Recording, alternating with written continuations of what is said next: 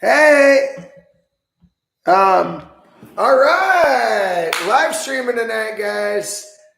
Tonight's the night, so pretty stoked about it all. You all can read in the description and so forth that indeed we're talking about what there is to love here in Vietnam and what we can learn from the Vietnamese, most importantly. So anyway, let's get things started. Right. There's your bottle opener. Yeah, getting after it. So anyway, feel free to feel free to say hi, any of y'all. So again, what we're really talking about here is I've been living here in Vietnam for years, specifically maybe 5-6 years, something like that. But how about yourself, Sam? Yeah, how long has it been? Almost 3 years now. Next March will be 3. It's a nice start. Yeah. Well, and actually, I love having Sam on board because he's a kind of fella that also sees the positive side here of Vietnam. In other words, like once you dig deep into the culture, language, people, and you start looking at the details, this place is just awe-inspiring, right? Yeah, it's great. Yep. Yeah. We're going to get into detail. Now, before we get too deep, let's talk real general here. And you and I discussed this earlier. How to really talk about the East and the West, quote, quote. Eastern countries, Western countries, Eastern thinking, Western thinking. And you could also say, are they a third world country? Vietnam, are they a third world country? Or a first world country? Are they a developing nation or a developed nation? You know, something like that. But what could you say about that, Sam? Like, how would you really distinguish? Probably not to distinguish at all, I suppose. I just don't try not to touch on that topic so much, you know. Whether it's factual or not, it's not really relevant, so who cares? Yeah. Just look at the good things. Right on. So as we're talking here, we're gonna actually talk about not East and West, first or last world. We're actually talking about Vietnam and what Vietnam can teach all of us, right? The positive aspect. Yeah. What are the best nuggets? Yep. You know, because every day I get surprised. Every day in Vietnam, I get surprised by a new fact, a new idea, or I just am dumbfounded. Yeah. Basically today we're going to get into details, about that. Yeah. So great. Do you have any other starter thoughts, Sam? No, that's it, mate. You lead the way. All right. So one really, really interesting example here, and this is kind of a metaphor for the whole works. While I was sitting in America, I was at a Business Networking International, B&I meeting, and we were actually learning about, these people are able to simplify the restaurant ordering process. As a result, what they were selling is actually touchscreen tables and tablets built into the table such that you can pick out what you want on the menu visually and then hit the button and then ultimately order what you want. And then the waiter or waitress will bring it out to you. Something like that. Great thought, and this technology is cutting edge, revolutionized the world, blah, blah, blah, blah, blah. Now, this table situation that they're selling is $14,000. And really, in its essence, is exactly what I said. It's a touchscreen table. You point to what you want. Maybe it has a credit card payment slot. But where was this, sorry? Where? Oh, this is in America. All right. Yep. But in order to integrate this, you got to revolutionize and change the entire restaurant ordering setup, messaging queues. How do you communicate with the chefs and servers and what to bring where? This is a process, okay? This is a 6-figure ordeal.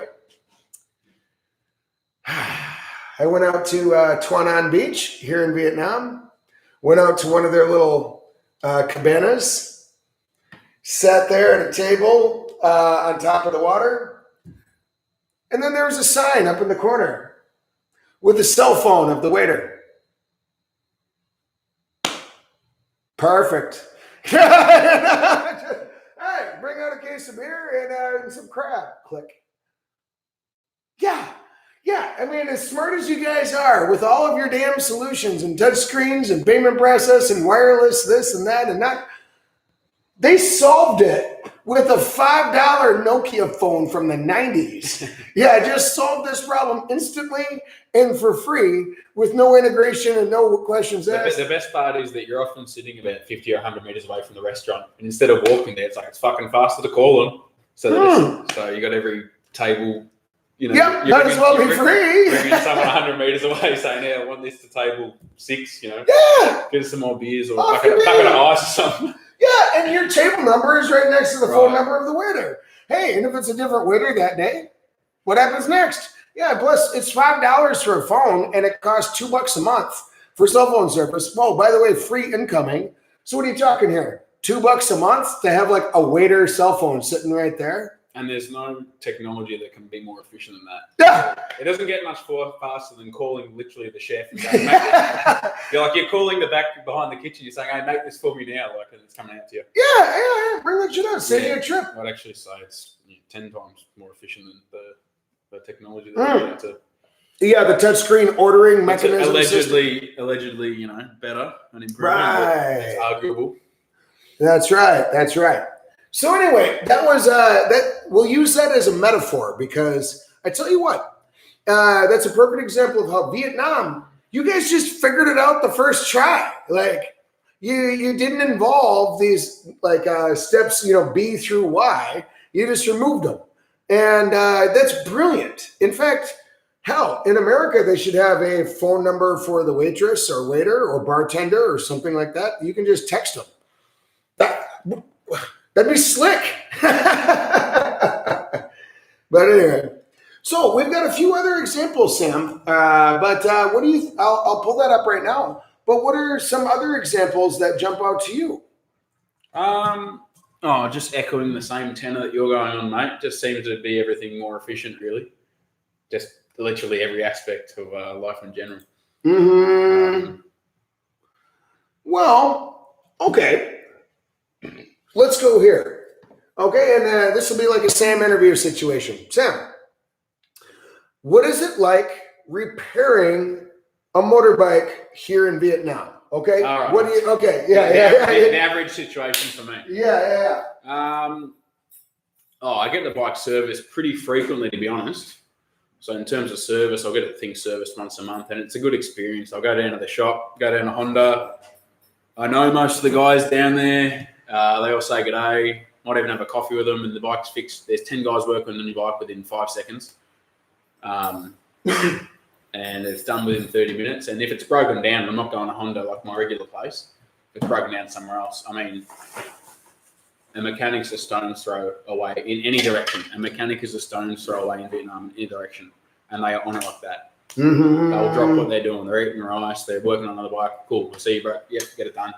It's just mitigates all the bullshit. That's right. What about the inventory thing? Inventory? Yeah. How much inventory do the repair guys have? Fucking. Yeah. What can you say about that? Yeah, it's enough. Well, the fun part is if a, how do we say it? Like, okay, I can bring in my motorbike. Let's just pick an example here. I can bring in my motorbike and it could be some random make and model. And let's just say it needs a new throttle cable, a new set of brake pads, and it needs a little cap that goes on the oil pan, for example. There's only 2 scenarios. First scenario, they can fix it immediately. Second scenario, they don't have it. They bring their buddy. He's coming down in 5 minutes. Here's the bits. Yep, exactly. So you need to repair something. These guys pick up the phone, and within 5 minutes, any part they need is delivered instantly. Right. Woo! And the best part over here is that they look at like a challenge. They're like, oh, you know, like this looks tricky. Yeah, they'll start scratching their head and talking about how we can fix it, what it needs, and they like that sort of challenge behind it. So it's never like, you know, sorry, mate, we can't take care of this. They're like, I'm gonna ring I can't fix this. My mate can though. He comes down. He's drinking beer down the road. He comes down. Oh, how are you? What's the problem? Yep, I can't fix that, but my mate can. He rings his mate. All of a sudden, you got 12 people there. Yeah, trying to fix your bike, and they don't want to take a cent off you besides the fee of fixing the bike itself. They're just there because it's a joy. Yeah. They get really into it. Yeah, and more. So it's something that's normally a burden becomes a joyful process, a bit of an experience in a weird way. Definitely. And like, maybe this is true for you, but like when I get a motorbike repaired, as an example, what's neat about it is, instead of having one big repair shop, like, they would have in America, a dealership, etc. Oh, no. I pull up to a street and there's like 8 of the bastards, 8 in a row, and they're all working together. Yeah, and they're unrelated people, but yeah. If Bay area shop 1, 2, and 3 are busy, but 4 is open, okay, you pull right in there. If you want something fixed by Bay 4, for example, if you need a muffler welded, well, check this out on Bay 7. There's a guy that all he does is weld stuff for the other bays. Yeah, so you're just sitting there welding stuff all day long. And then you got they tend to bounce off each other a lot more. That's right. So if I bring in a motorbike, I can go to these 8 dudes in a row, and no matter what make, model, or type, they can take care of it. And I'm going to get instant service right now, instantly. And whoever does a better job, maybe they'll even compete with each other and put out bids in terms of price, because I could stand there and be like, how much do you do it for? Will you? Yep, it's instantly fair. They'll give bikes to each other because whatever, there's so much work out here, who cares? So as a result, getting my motorbike repaired, and now I'll get to car repair, I guess, in America, getting my motorbike repaired in Vietnam is a joy. It's instant service. When I pull it in, no matter what time of the day, instantly somebody's looking at it. And if they can fix it instantly, they get to work. And if they can't, they call a buddy, or you go immediately next door. If they don't have the part, they call a guy. Does that sound right? Yeah. More or less. Yeah. Mm-hmm. No, what we're getting at here is to talk a little bit more broadly, the cooperative economy, that they have here in Vietnam, right? Mm-hmm. And you know what I mean, of course, where people just share inventory, share services, share everything, right? Well, what can you say about that? Like, where have you seen like a cooperative economy that you wouldn't normally see in Australia? It probably works in 2 ways, I suppose. They bounce off each other in terms of work, in terms of he offers that service and I don't. So they bounce off each other in that way. And then the second part's like the commission-based system. Everyone's like selling on top of each other. It's just like this sort of chain that goes up where people are buying something, selling for a bit more, buying something, selling for a bit more, depending on where you're selling it in bulk or not. So it's just like a different style of economy, I suppose, like compared to back home. Oh, sure. Yeah. So to pick this as an example, okay, well, to go once again back to the motorbike guys, the fact that this motorbike place is situated immediately next to a welding guy is useful. It's a one-stop shop. Yeah. And they're definitely going to bounce off each other. Of course. I fix bike, or I do this, I don't weld them, or I weld them, I don't fix them, or whatever. They're just going to, Yep, they move it 3 yards. Right. Blah. Oh, okay, now it's welding. Yeah, and they can do all this simultaneously. So what I mean by that is, because they, like, let's say 6 shops, motorbike repair shops are situated next to each other, they all are stronger as a result. They can offer more. And it's the place to go. Yeah. Right. If you want to get your motorbike repaired, well, you don't got to know a guy. You just drive to that street. Done. If you want it repaired, you drive to that street and you'll find somebody. There's actually, on that topic, there's that place on Bartrill Street. Yes. Right by the gas station. Stands out. They are just going at it 24/7. Mm-hmm. And there's obviously the old fella in there who's always working away, but he's always got a new guy in there working with him, helping him. And I can guarantee he's just rang one of his mates that can't do what he's, and he's come around with the tools and. Yep. They are pumping 24/7. Yeah. Yep. And I found out at 11 p.m. they're serving soup after that. Like, those bastards as you would. Fixing tires at 10:59 and then selling soup at 11. I love this country. Yeah. We got the real estate. People are driving by anyway. All right, let's get to work. Yeah, but nothing's weird anymore. Nothing's weird anymore. Nothing's weird over here. Yeah. It'd be another way of looking at it. It gets stranger and stranger in that regard. Yeah. Well, to use a different example, there's the electronic street. You know all about that. I forget the name of it, and I'm not going to look it up now. Same idea. Shit, there's guys selling, refrigerators, TVs, air conditioners, stuff like that. But then you also have like microphones, speakers, LED lights. But then you've got general appliance stores, electric stores, all that stuff on one street. So it's great, yeah. It's great because if you for want many reasons, it's like a one-stop shop. Once again, it's good for the consumer because it's more competitive then because they're all next to each other. Mm-hmm. It's going to make it more competitive, obviously. If the shops are spread out, shit's going to be more expensive. That's right. And you just don't need to go anywhere else, and they're all bouncing off each other once again. Because if you walk into a shop and you ask for something, and they don't have it, they're gonna. But my buddy 3 doors down does. Yep. So you're not going to another street. The sales being made then and there in the other shop. That's right. Yeah. So that's right. It benefits everyone. It benefits the business owners and also the people buying consumers. Right. Yeah, definitely.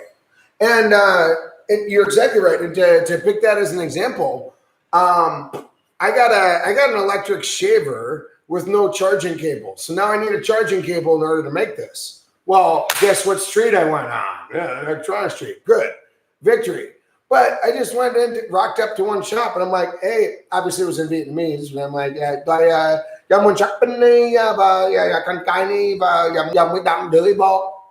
something like that. And either way, we made it work. And in the end, same idea. He was like, oh, I don't have the parts you're looking for. Made a phone call. Oh, yeah. 4 doors down. He's got all the parts there. He will rebuild you a charger from scratch. Sweet. Yeah, and literally. And you probably make a friend in the process. Oh, yeah. Like, that's the other half of it. Like, not besides the buying it and getting it done. Like, you'll often, that guy, what are you doing tonight? Come around to my house for beers.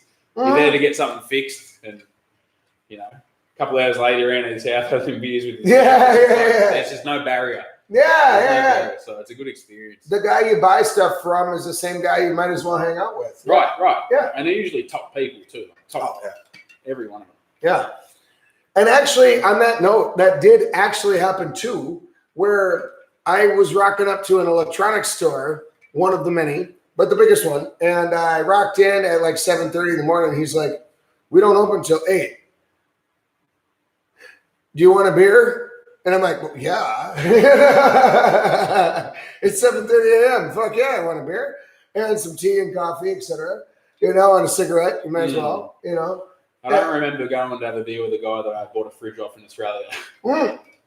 That'd be pretty weird. It'd be kind of weird. Yeah, you wouldn't normally rock up to Best Buy a half hour early and, have a beer and a smoke with the guy that runs the store. Like, the store owner. That sounds weird. It is weird. But in Vietnam, totally normal. Totally normal. We became good friends. And I basically told him, like, hey, obviously I didn't mean, but I'm like, hey, man, I'm fixing up my house. I'm going to be dropping like 12 million dong over the next week or two. Tell you what, if you have a beer available for me every time I walk into this store, I'm going to shop here and shop nowhere else. How about that? And I'll give you the full 12. I got to buy it somewhere. Every time I showed up at that store, he instructed all of his employees, when Bao shows up, give him a free beer. And inevitably, it's a couple million that I'm dropping every time. But so we all win here. But that's possible and normal in Vietnam. That's totally normal. You get a real relationship with the store owner. Like, he's your buddy. You see him around town. You have that old-fashioned sort of, obviously before you and I were born, that kind of style. Right. They still got that really sort of, Mm-hmm. Yeah, like real buddy. People doing real stuff. Yeah, you've got one buddy that does everything. You're sick, I'll ring my doctor buddy. You need this fixed, motorbike, or need to buy a TV, let me ring my buddy. Yep. Definitely. So, and actually, we'll go there, the call factor, the commission thing. But one important idea here is that, look, there's a country song in the United States, and it's called The Little Man, something along those lines. But basically, it's singing about the old days in America like 50 years ago, when it was the small man shop, single owner, single guy or couple that was running a hobby craft store, small shop, a small sewing store, that kind of thing. The little man. Yeah, and a lot of people feel it's weird that the little man stores are being replaced by big box stores. Fair enough. But Vietnam is still the little man. Is right? It's still like It's still kicking ass. yeah. And that they sort of say no to when the big man tries to come. Oh yeah. Denmark being the exception, but apart from that, yeah, they really let's keep it like that. That's right. Which That's is right. good. It's good. And to be clear, Home Depot failed miserably in China for a very similar reason. That normal Chinese people, similar to normal Vietnamese people, hey, they're used to the little man. They're used to just walking right down their street and talk to their guy Tan or Tung, or Tuan or Nguyen. And you talk to him, shake his hand. If he's got it, he'll give it to you. If you need to borrow something, he'll borrow it. If he doesn't have it, he'll make a phone call on your behalf. Yeah, like, oh, you need someone to help you install it? Got it. Yeah, and that's what it's like in Vietnam is the little man. It makes your day though. It really does. Because I sort of, after living here, and obviously that being the case, when you go back home and you go to these Walmarts and these gigantic places that are just like, big beyond belief, it just sort of seems like a robotic process. Like I'm just chucking it in there, I'm pushing the cart through, I've got everything I need for the month, you name it, food, electronics, anything. But it's not really a good experience. I'd rather, have those small shops, those independent businesses, and you got a face-to-face experience and a good relationship. And I don't know, it's much better. Yeah, a lot to be said about that. I would definitely agree. Perhaps it's more time consuming, but it's worth it. It makes your day, in my opinion, because going to the mechanic, it's not a burden, it's a good experience. And I don't know, whatever you need, you can bring up one person and go to their shop and, hey, how you been? You might have a beer and a meal with them and stuff. Like, you're not going to get that when you're just shopping at Walmart once a week. No, right. It sort of takes that part of life away. It takes that part of living away, which is huge. Because it's a daily thing. Yeah. Every day I'm on the phone to someone to do something, whether it be fix something or need to buy something, and then I'll go and, you get that face-to-face experience. But I suppose with the convenience back home, quotation marks, it sort of like removes that because you're just on a mission to make everything more efficient, more time savers. Where can I save time and money? Cool, go to Costco or Walmart, bang, bang, bang, and get everything. And normally you're right. I'm saving time because time's precious. But I don't know, it's sort of flipped on its head here, like you want to take the time. You're happy to go down and see the electronics guy and have a chat with him and stand there for an hour and have a coffee and have a cigarette or a beer or whatever it may be and just talk shit for an hour or so. And it's just, it's just a nice experience. And then, in the afternoon, you're meeting someone else to buy something or fix something. And I don't know, it sort of makes your day. I would definitely agree. Yeah. I would definitely agree. Something that's sort of resented back home. I don't have time to be doing this. Here, it's like, I do have time to do this. We can talk about life for an hour, an old guy, an 80-year-old guy that's selling, something, selling beer down the road. Yeah. And to bring this up as a metaphor, like imagine how strange it would be in, let's just say, America. You're buying some pillows, coffee mugs, cat food, and ice cream at Walmart, and then you check out at Walmart, and then the person who just checked you out, and completed the checkout, accepted payment, etc. The cashier, you just say, hey, do you want to drink coffee with me for a half hour immediately? Yeah, and then of course they have a table and coffee already sitting there at the Walmart, and then you just pull out a table and then you just sit there for a half hour and say cheers. Imagine how weird that sounds. Okay, you don't even have to imagine. That sounds weird. It sounds super weird, like unimaginable in America. But in Vietnam, that's totally normal. That's totally a thing. In fact, you could rock up to a store and then just sit and have a cigarette, coffee, and a beer with the owner and get to know him and hang out for a half hour. And then you can sit in their home and not say in their house and not say a word if you don't want. You can pull up a chair and just sit there, and it's completely normal. Or you can just have a chat with them about whatever, about the weather. Hell, you could bring your own food into their house, and they would not look surprised. No, yeah. And then you just start eating food in their house, and they'd be like, "Welcome, come here, welcome anytime." That's how it is in Vietnam. They're like friendly and open to like a ridiculous degree, By a good example would be just early before this started. When we went to buy a few beers and whatnot, just 50 meters down the road at the old convenience store, local convenience store. Tapua! Right. Just sell snacks and beers and toiletries and whatnot. These beers. Yep, right. We sat there for 30 minutes or 45 minutes, sat there with a 80-year-old man and a 66-year-old woman, and just spoke with them for, half an hour. And I can guarantee you, if I said to that old lady I was hungry, she'd be in the kitchen. And this is someone I don't know. Right. She's selling cigarettes. And now if I said I was hungry, she'd go in the kitchen and get me a bowl of noodles. Oh, yeah. Totally normal. And it's just like a bond formed within 30 minutes of meeting them. That's right. Better than some of the people you might have known for years, Yeah. Right? Yep. So, no, that's right. And so I really love the fact that the economies out here in Vietnam is run on a very, very, very friendly basis. So what that also means is it's less of a cold transaction. Like in America, it would be totally normal for me to like walk into a Walgreens, or some convenience store, and not look the person in the eyes and give no shit what his or her name is. Well, there's in our countries, America and Australia, I would just say there's this big like I'm the employee, you're the customer kind of Yeah. Because we don't have time for that kind of stuff.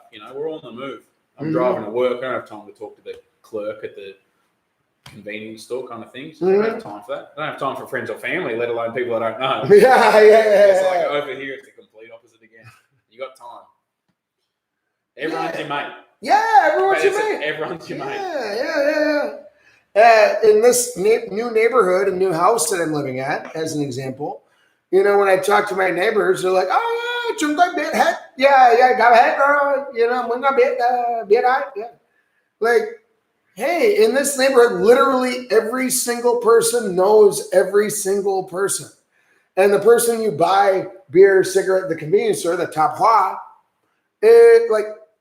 like they're your grandparents, or they're your uncle, or they're your cousin, or they were like. And if they're not, literally, they'll act like it. Yeah. Or they were the whatever. They were at your wedding. Like, people are so connected here, and the fact, again, everybody knows everybody, and so when it comes to stores, I look at a store here, or a store with air quotes, or repair shop, or skill-based person, or whatever. They'll have a sign outside of their house with their address, their name, of course, and not store name, not like freedomsales.com. No, like literally, my name is Brad Hirsch. Like, this is the Brad Hirsch. That's another good thing about Vietnam. Yeah. Your business name is just your name. Yeah, Most exactly. of the time. Okay, I do this. If I fix computers, my name's Sam IT. If I fix motorbikes, she'll say Sam. Exactly. My business, what I do, and then my name. Sam Cafe. Exactly. Yeah. You name it. It's your name, and then what you do. Yeah, it's great. So when I go cut to the point. Yeah. What's your name? What's the owner's name? What's he doing? Sam Cafe. Cool. His name is Sam, and he's selling coffee. Yep. So it happens a lot when I walk into like a restaurant, coffee shop, or a Quan, and let's say I go to like Huong Dong, winter perfume or winter scent, Huong Dong, and I like go in and I'm like, "Hello, what's your name?" "Well, my name is Winter Scent." "Did you catch the 9-meter sign out in front?" Yeah. Right. So you meet the real people. Yeah, that's how they roll out here, and I love it. Yeah. So On top of that, everybody in Vietnam puts their phone number on their sign on purpose. Hotlines are a big thing. Yeah, their hotline. Yep. Which is weird. I think it's weird, but it's good. Well, it's weird from an American standpoint. I love it. It's efficient though, because they just think if someone's here and they're looking at that sign and there's no way to contact, it's best that I have a contactable number 24/7. Because there's a big percentage of business that I'll lose if I don't have that contact line 24/7, which is true, obviously. Right. Back home, this place is closed. I can't ring them. It's out of office hours. Here, it's just like, no. You can contact the person. Even if your door's locked, ring a number and it's sorted. That's right. So a key example of that might be, let's just say, well, last night I had a party here, the housewarming party. So far, so good. But the truth is, I could go to my local local general stores, and I can call their asses up from right here at my house and be like, hey, obviously being Vietnamese, but we need 2 more cases of beer, mate. And like a couple more bags of beer or a couple more bags of ice. And there's no delivery fee, by the way. Oh, no. And they're going to stop in for a beer and have a chat, probably. Yeah, but they would deliver that shit, right to our party. No questions asked. Like, great. Address. Oh, wait, your bow? I know where you live. They'd probably just say the number again. They wouldn't even answer it. They just start taking the That did happen, by the way. My local beer woman on Baccio Street. Yeah, I mean, I pretty much got she saw your name on that screen, mate, and she knew what you were calling for. Yeah, oh yeah, because I called for one thing. After a while, all I have to text is like literally a single period. That's it. And she's like, This is from Bao. I know where he is. Oh, and today is the day of the week that ends in day. He probably wants a case of beer. Yep. Not ringing up to talk about politics, mate. So, don't trip over your former tracks on the way in. Yeah, but that's how they roll out here. Isn't that great? Isn't it just delightful how personal all of these things are here in Vietnam, and how delightful that people are so interconnected. And speaking of interconnected, okay. Here's a weird one, and I need your insight, Sam. Here's an example thing that would sound weird in America. Okay, hear me out, and then we'll obviously follow it up with here's how it is in Vietnam. Okay, America. All right, you walk into like Dave's breakfast joint, let's just say. All right. And you brought your own 2 bottles of vodka, and a buddy of yours has a case of beer in his hands. And you rock up to Dave's restaurant, and then you sit down and ask for cups for everybody and ice, a bucket of ice. And then they bring it to you. And then you call up the pizza joint next door. And you have that pizza place next door deliver the pizza to Dave's little eatery restaurant. And then you all sit there and eat it together. Yeah. And then you call over the waitstaff whenever you need more cups, napkins, ice, etc. Wouldn't that be weird in America? I mean, borderline illegal? Wouldn't you expect, like, I don't know, the management to get on your ass or something? Wouldn't you expect, like, that just can't work. It's incalculable. Totally cool in Vietnam. Totally cool. Because, take it away. It's one scenario where they use common sense, I suppose, because if you're sitting in a coffee shop and you want pizza, you can buy pizza and bring it in there. It's no worries at all. You can ring it up, bring it, no dramas at all. But obviously in Western countries, or not Western countries, but Australia and America, or maybe another country, you can't do that. You can't bring something onto the premises that's not being sold there, If it's a coffee shop, no, you're not bringing food in there from another place. And it's a bit of a slap in the face to the venue.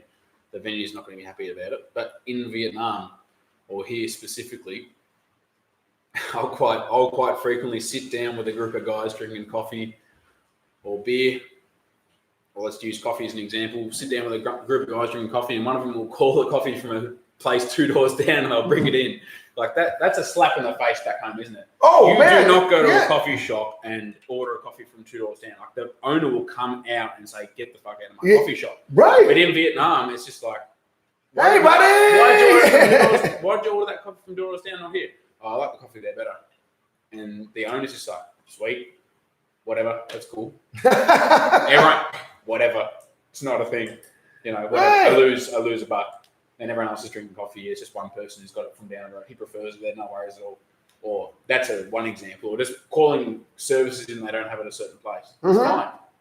It's like you're at a fucking milk tea shop and you want to eat pizza. It's like milk tea shop doesn't sell it, so milk tea shops are going to be like, that's not even our competitor. Sure, you can bring it in. You're still sitting in here drinking a milk tea. Yeah, we would rather sit here. Exactly. It's better than sitting at home eating pizza. So might as well let them do it there. It's more incentive to go there when you've got the freedom. It just makes sense. Whereas the businesses, I suppose, back in Australia, they look at it like that's, it's not what we're doing. It's not our market. I'm not selling that here. Don't want to bring that in here. But in Vietnam, it's like, if we allow that, then people are going to be much more free to go wherever they want because you can sit there and bring in something that we don't sell, but you're still buying what we do sell. You know what I mean? So it's win-win. The customer wins and also the business wins too because they're selling. Right. But yeah, so it's good. Much more freedom here in that regard. And it just makes it just less inconvenient. So a good example that would be our old hangout, Little Owl and a hot tuna. So Little Owl is a drinks only restaurant or drinks only Quan, and then they've got their tap beer there. Sweet. But here's the cool part. They're connected with Hot Tuna next door, which is a full-on restaurant. Thus, while sitting there at Little sitting Owl, there trying to go at each other. You guys sell drinks, we sell food. Let's bounce off each other. Yeah, exactly. So Little Owl. You've had dinner here. Go next door for drinks now, and then if you're next door having drinks, you can order food from next. It's just, Might as well shake hands instead of trying to compete with each other and just both of us lose. Which is what will happen if they do it like that. Oh, right. So, yeah. So, as a result, it works great for the Little Owl because they don't have to mess with kitchens and staff and food and wait service and cleaning things and storing the food. And they don't mess with any of that. That would be redundant. No. Because right next door, they do it better anyway. What the hell? Yeah, and so literally they just take the hot tuna menu, scratch off the top, put a sticker of our menu, hand it to people. And then you can visibly see the waiter walking next door into the restaurant and coming out. Yeah. Hey, and the foreigner's like, that guy just walking to that restaurant next door? Because obviously it's a bit shocking. They're like, where's the kitchen here? Because, there is no kitchen. Yeah, exactly. It's like, they've got a really comprehensive menu, but there's no kitchen. And then the staff's like, what, fish and chips? No worries. Goes next door, comes out again in 5 minutes for the plate. It's like, that guy just went. And there's probably text messages everywhere, too. Yeah. They're probably just like, oh, what else would you like, sir? Oh, okay, great. Fish, chips, and and a pizza. Okay, done.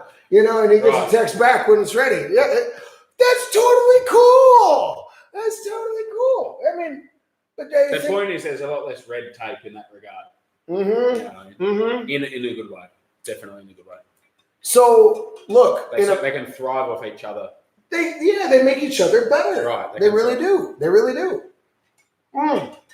So what I feel that America or a lot of other countries could learn from Vietnam is collaborative business, collaborative restaurants, collaborative bars, make a door between each other, have a single wristband between them or just, one way or another, work together and make each other better. So it would be the American equivalent of, like, instead of having one huge bar with one bar area with, let's say, 2 or 3 different bar stations, instead, if it was more Vietnam style, have like 6, 7, 8 bars next to each other that are all unique. This one has shots, this one has jello shots, this one has beer, this one has tap beer, that one has that. And then just mix them all together. You want to order one from over there? That's cool. Yeah, you want to order and bring it here? That's fine. You sit wherever you want, and then you can order anything from anybody wherever you want. because us 5 unique bars in this example work together and we all help each other. So now all 5 of us can offer all 5 unique things. We can specialize in one, but offer all. Sweet. That's how it works in Vietnam in a lot of situations. That's brilliant.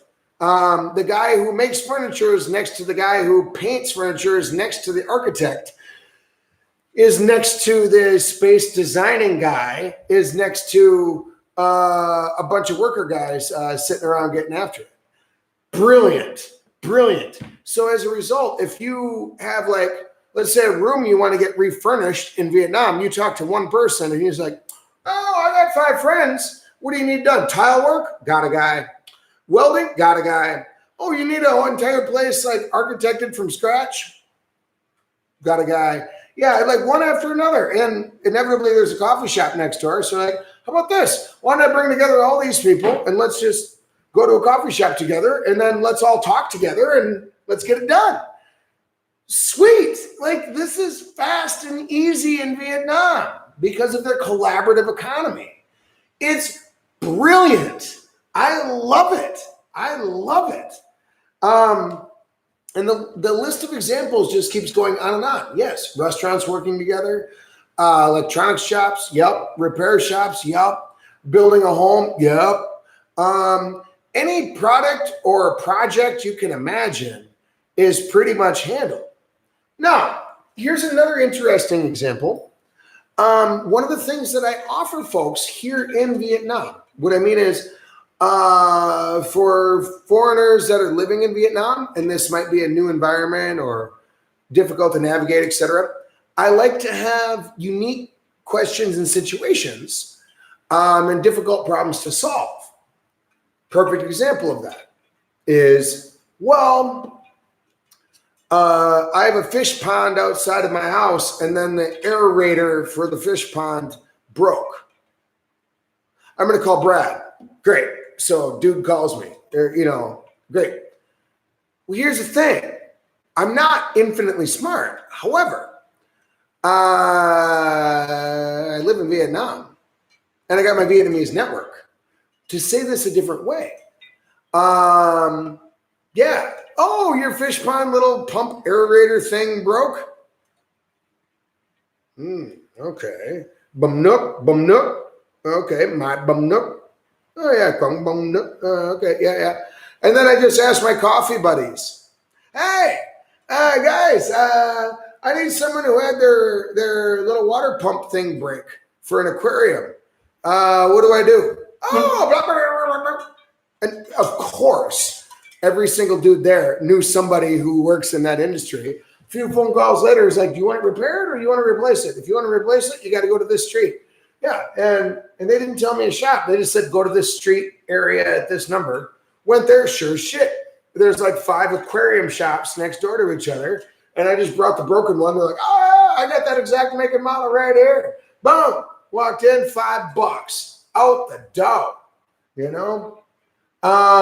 This entire process from the initial phone call, Brad, I need this, to bought and in my hands, was 23 minutes because I'm in Vietnam. And this required 0 internet research, 0 Googling, 0 like Facebook checking or TripAdvisor checking and ratings, et cetera, because the Vietnamese network of collaboration is so amazing. I can talk to literally any guy anywhere. And I'll probably find a solution to my problem within a phone call.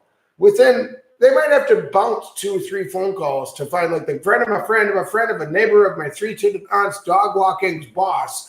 Used to know a guy, so be it, but when you're part of the Vietnamese network of collaboration and collaborative shops, you can solve basically any problem damn near instantly with no internet research, no texting, no bullshit. You just talk to people and you meet people, and these people who know people will search out. Does that sound right to you? It is like that. Yeah, definitely. What else? So have you had any other example situations like that, Sam, where you had like a weird problem, but you just sit at a bar or a restaurant and then all of a sudden it gets magically solved? Well, I can't think of one specifically, no, but no, I just don't really have any problems really to start with because it's all fixed immediately. Mm-hmm. Any issue you've got here seems to be solved within a matter of seconds. So. Right on. All right. Oh, and one thing, if you would be able to pull up this YouTube, I can't see comments on this video, so if you'd be kind enough to pull up the YouTube video here, that'd be appreciated. And you can see it from the former messages, blah, blah, blah. You got the idea. Perfect. Okay, so the collaborative economy is a major one. If you could handle that, that'd be great. Oh, okay. Okay. And by the way, maybe you could read off some key comments. Read it out loud, if you would. No questions here. Yeah, some restaurants will actually go and get the food, Peter. If some restaurants actually go and get the food for you, if they don't have what you want, that's a good example. Yep. They'll make the call for you. Mm-hmm. Yeah. They'll make the call for you, which is fantastic as well. No, we don't sell that. My mate sells it down the road. I'm going to do him a favor. You're going to still sit at my restaurant and eat food and drink beer. So that's a good point. Mm-hmm. It just would not happen back home. Would not happen. It would be weird. Like if you want a cherry bomb at a bar and they're like, stand by, please. I'm going to call the bar 1K up the road because they're able to make cherry bombs better than me. How many do you want? 6? No problem. He'll load them up in to-go containers, and then he'll drive his ass over here to this bar, and he'll provide you guys the 6 cherry bombs that you're after. So, I mean, costs the same as here, so you might as well. Unheard of. It's a kick in the nuts back home. Would never happen like that. Yep. Okay, making clothes. So, Peter, I believe you said something about making clothes. Is that right? Specifically, when I have clothes made, I just go to the shop that sells the material. She then phones the tailor and rocks up and takes measurements. Right. By all means, the fabric person knows the tailor person. Right. Yep. And if you're getting a suit made, what are the odds that the suit guy knows a shoe guy? What are the odds? Come on. In Vietnam, 100 goddamn %. So, I mean, he could sit there and ask, like, you want a tie made too? Well, I don't make ties. My buddy does. All right, what color? Yeah, bang. Or calls his buddy and his buddy shows up. Oh, you want a tie made, sir? Blah, blah, blah. Yep. Oh, you want shoes made too? Oh, yeah, we'll bang those up. Anything else? Oh, you're having a wedding. Need a photographer and a wedding planner? Blank, blank, blank, blank, Shit. Speaking of this whole economy thing, planning a wedding in Vietnam is easy. It is so easy. In America, you have professional wedding planners who are people that take a commission off of this and that and help you organize the whole blah, blah, blah, wedding situation. Great. They got that in Vietnam too. But the important idea is that it's a one-stop shop. You literally go to one shop, and they got access to everything. You need tux rentals? Sure. Oh, you need extra big because you're super buff bred and your biceps are too huge, for all the eyes that we have, which happened, by the way. And they make a phone call and they're like, oh, okay, stand by. A border bike blows up with extra sized eyes with extra big biceps. Perfect. Or they're like, fuck it. We got one of our friends who is a seamstress. She could cut open the bottom part of this and then re-sew in a patch to otherwise extend it to accommodate your biceps. Yeah. Which is a large task. Yeah. Speaking of, it is a large task. Yeah, but photographers, got it. You want full-on videographers, got it. MCs, got it. Tents, cakes. You want invitations made, got it. Anything you can name, one-stop shop. You walk in, and if you want to sit there and just drink beer in their little wedding planning shop. It's great. So as a result, they don't have a profession in Vietnam of wedding planners. It's not a dedicated profession because, in effect, every single wedding studio is actually a planner for your entire wedding all at one shot with one, by walking into one place. That's awesome. That's awesome. So the total amount of work involved to like plan a wedding is like one stop. I mean, you show up in one afternoon, they got the full menu of goddamn everything. Plan all that shit out, get all this figured out, and move on with your life. Like, so anyway, just saying the wedding aspect is one perfect example of the collaborative economy, you know, here in Vietnam. So anyway, okay, so let's flip the script a little bit and change topics a little bit. Small tables and chairs, throwing stuff on the ground. Restaurant etiquette. Restaurant etiquette. Now that's a big one. And restaurant plans and restaurant style and MO and all that. That's a broad topic, man. I mean, you and I could spend an hour on this one. I'll talk real generally.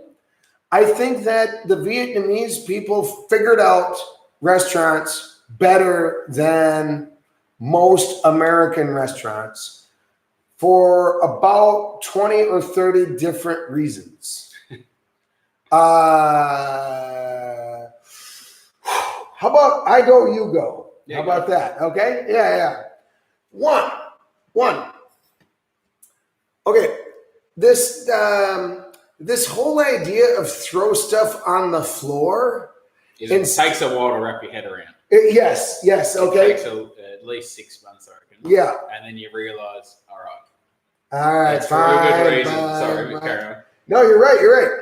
So again, I'll phrase this as, what would this look like in America? Well, what if you went to America and every napkin you blew your nose in and every napkin you used to wipe your face, you just fling it onto the floor of the restaurant? You got some ice that doesn't look very clean. The bug went into your drink, and then you just pour it on the floor. You're eating some chicken wings, and you get done with like the bones, and you just bang, peace. Yeah, see you never. Yeah, that would be weird. That would be really weird in America, whether it's a bar, restaurant, etc., to just throw everything on the ground. Okay. We can live with that. Now, in reality, that makes perfect sense. In Vietnam, that's exactly what they do. Because if you blow your nose in a napkin, why would you put that on the table next to your food? That makes no sense. What if you're ashing a cigarette right over everybody's food and put that right next to the table? So now all the food on the table smells like cigarettes? That doesn't make sense. What about your bottle caps? What do you pile them up on the table?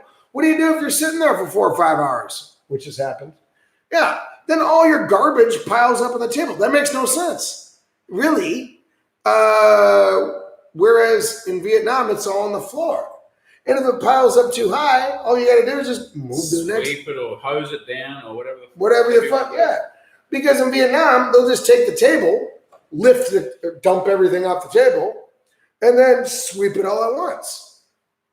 In fact, if you put garbage on the table, it creates more work and is more effort and is less sanitary than if you just put it all on the ground in the first place. Right, that's another good point. Is actually the whole, get a dirty tissue or a serviette or a napkin and chuck it back on the table. That's what you do back home because we're anally cleaner. Right, define clean. But over here, that's like, why would you put that back on the table? That makes no sense. Throw it on the floor where it's going to get swept up within the next 30 seconds, probably. Someone's going to come by and clean it up quite often. That's right. I suppose on the flip side of that is a restaurant or something back home that's just so hygienic to the point where it's almost like just has to be perfect 24/7. And if there's anything anywhere on the floor, like it really puts off the place. But over here, you just got to, I don't know, it's complete opposite of that. Once you're desensitized to it, then it is the better way. Really, it makes sense. Mm-hmm.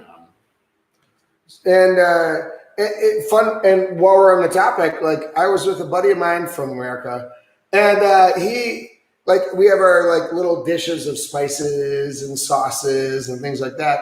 But there was one sauce plate that we finished up, but he had a cigarette, and then because he is so polite, God bless his American upbringing, he's so polite, he stamped out his cigarette in the sauce plate. And then rubbed that cigarette right into the sauce plate. Which is more offensive. And I'm like, what kind of barbarian would ruin the sauce? Yeah, and then insult the plate. And I mean, that looks awful. The waitress is going to come in and be like, is going to be horrified. What kind of barbarian would do such a thing? And a polite American who doesn't believe in putting things on the floor. Doesn't sound so smart anymore, does it? Anyway, most of these places though, they're normally open for lunch or dinner, and they take care of the place immaculately. They are on it 24/7. Oh yeah, cleaning and sweeping. Yeah, just as you go. For example, we'll go to a con or a small restaurant during the day and have some food, maybe some beers, and they're just on it. And then, that's right. That's lunchtime, and once it's all finished up, 3 o'clock, they're closing up for dinner time. They just take all the chairs, they take everything, and it's just one big flat floor, looks like a basketball court, and they just go. Hose it, sweep it, good to go again. Good to go. And it's going in the rubbish bin. Rinse and repeat. Right. Rinse and repeat. Just a better way of doing it. Yeah, and Sam, I want you to take it away here. What about the MI thing? The what? MI. Calling out? Yeah. So what can you say about that? You're going to love this. I suppose for anyone who doesn't know, if you don't live here or you haven't been here, you literally call out to the waitress in a way that would be considered disrespectful in Australia for sure, but it's completely normal. If anything, it's polite here. You can call out, you can yell out to her whether she's close or far away, and she comes over and you can order whatever you want, and she goes and does her thing, and that's it. So it's a lot different back home. Most things back home, you got to go up to the counter, pay up front, this, that, and the other. Over here, you just got to anyone who's nearby, any staff. There's normally quite a few at any place you go. You just literally call out any of them, like it's more or less just like, hey, we're ready to order something else, or we need this, and it's just all cruisy. That's right. There's no feelings hurt. There's no nothing in the Western, sorry, not Western, but in Australia, it's just like, no, you can't do that. You can't call it. It's like they work here, They just sort of drop that, sensitive sort of thing. It's just like, yep, cool.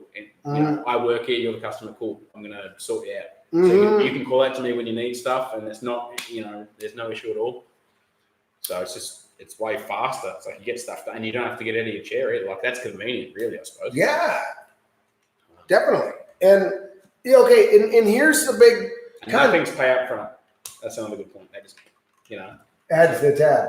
I don't know about in America, but in Australia, a lot of the time now, you got to pay up front. You got to go get it yourself. You might as well bloody make the food yourself. Really.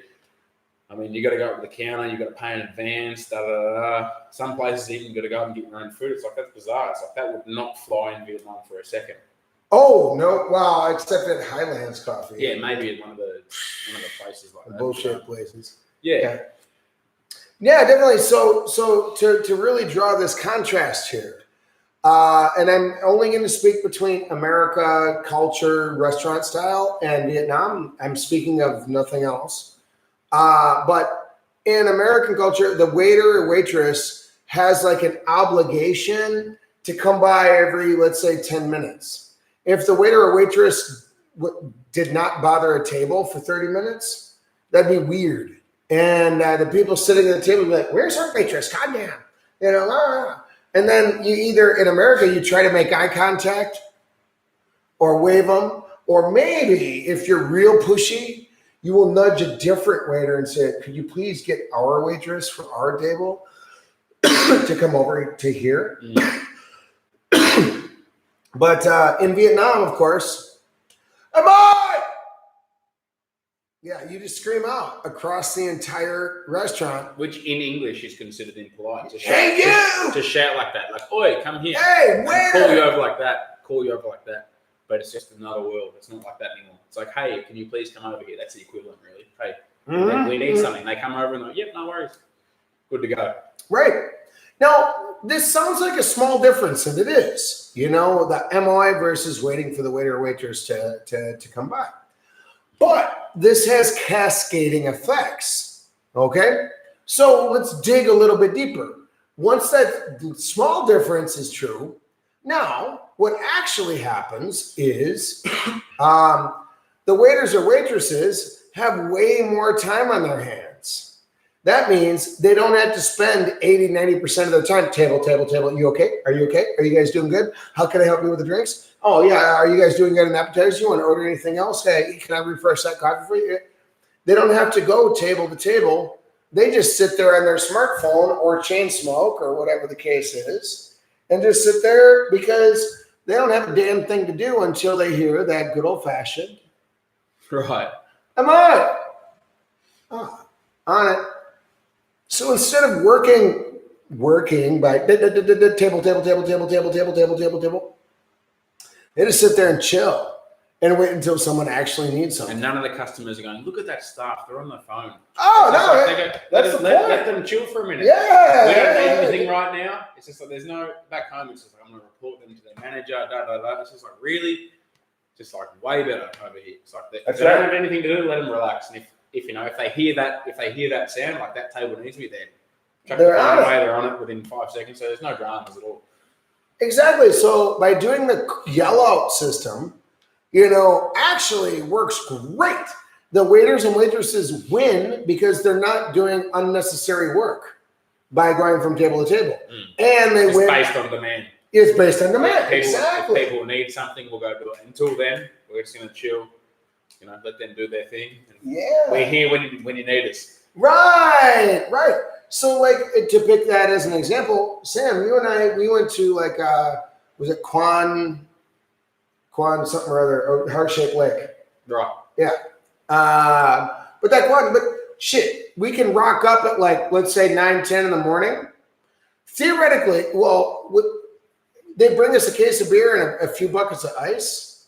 Theoretically, we could sit there for 4 or 5 hours and they wouldn't even check on us. They wouldn't even inquire. They wouldn't ask us if we need a refill. They won't bother us in any way, shape, or form. If it's longer than an hour, they're probably asleep in the hammock. Yeah, more power to them. Which is cool. And then when you say, "Oh, we're out of this," you know, they wake up. Oh, it's nice. Wake your ass up. It's just fully hunky dory. It's just chill. Yeah, it's like you're at a mate's house kind of thing. But you're in a small business. That's right. So this idea of not being bothered by the wait staff, you know, you don't have to bother waving them off, waving them in, bringing them in, eye contact, and where's our waitress? Is she nearby? Oh shit! Right. All of that disappears because of this. You call out to them, they don't go to you. Difference. I mean, that's really the fundamental difference here. And now we got to. That makes sense. It's better than a waiter or waitress saying, "Do you need anything?" and you say, "No, we're good, thanks." Instead of it should be the other way around. Essentially, it should be the customer saying, "Hey, I need something." It cuts time. It saves time. Right. And it's happened a time or two where, like, I'm sitting there with, let's say, a date or my wife or whatever the case is. We're sitting at a restaurant, and in America, they've got like a system. Like, okay, well, I'm going to give you a moment to take. This is what it sounds like. Tell me where I'm wrong. Hey, I'm going to give you a moment to check out the menus, and if you think that this all looks good right here. I want to get you started with some drinks, and then would you like any appetizers to kind of get things started? I can go ahead and put an order in for that right now. Great. And then, she'll take the apps, this and that, come back with the drinks, and then you can expect X number of minutes later, there's going to be drinks and video apps going to be out. Okay, are you here to make your order? Yep. This is out. And while we're on the topic,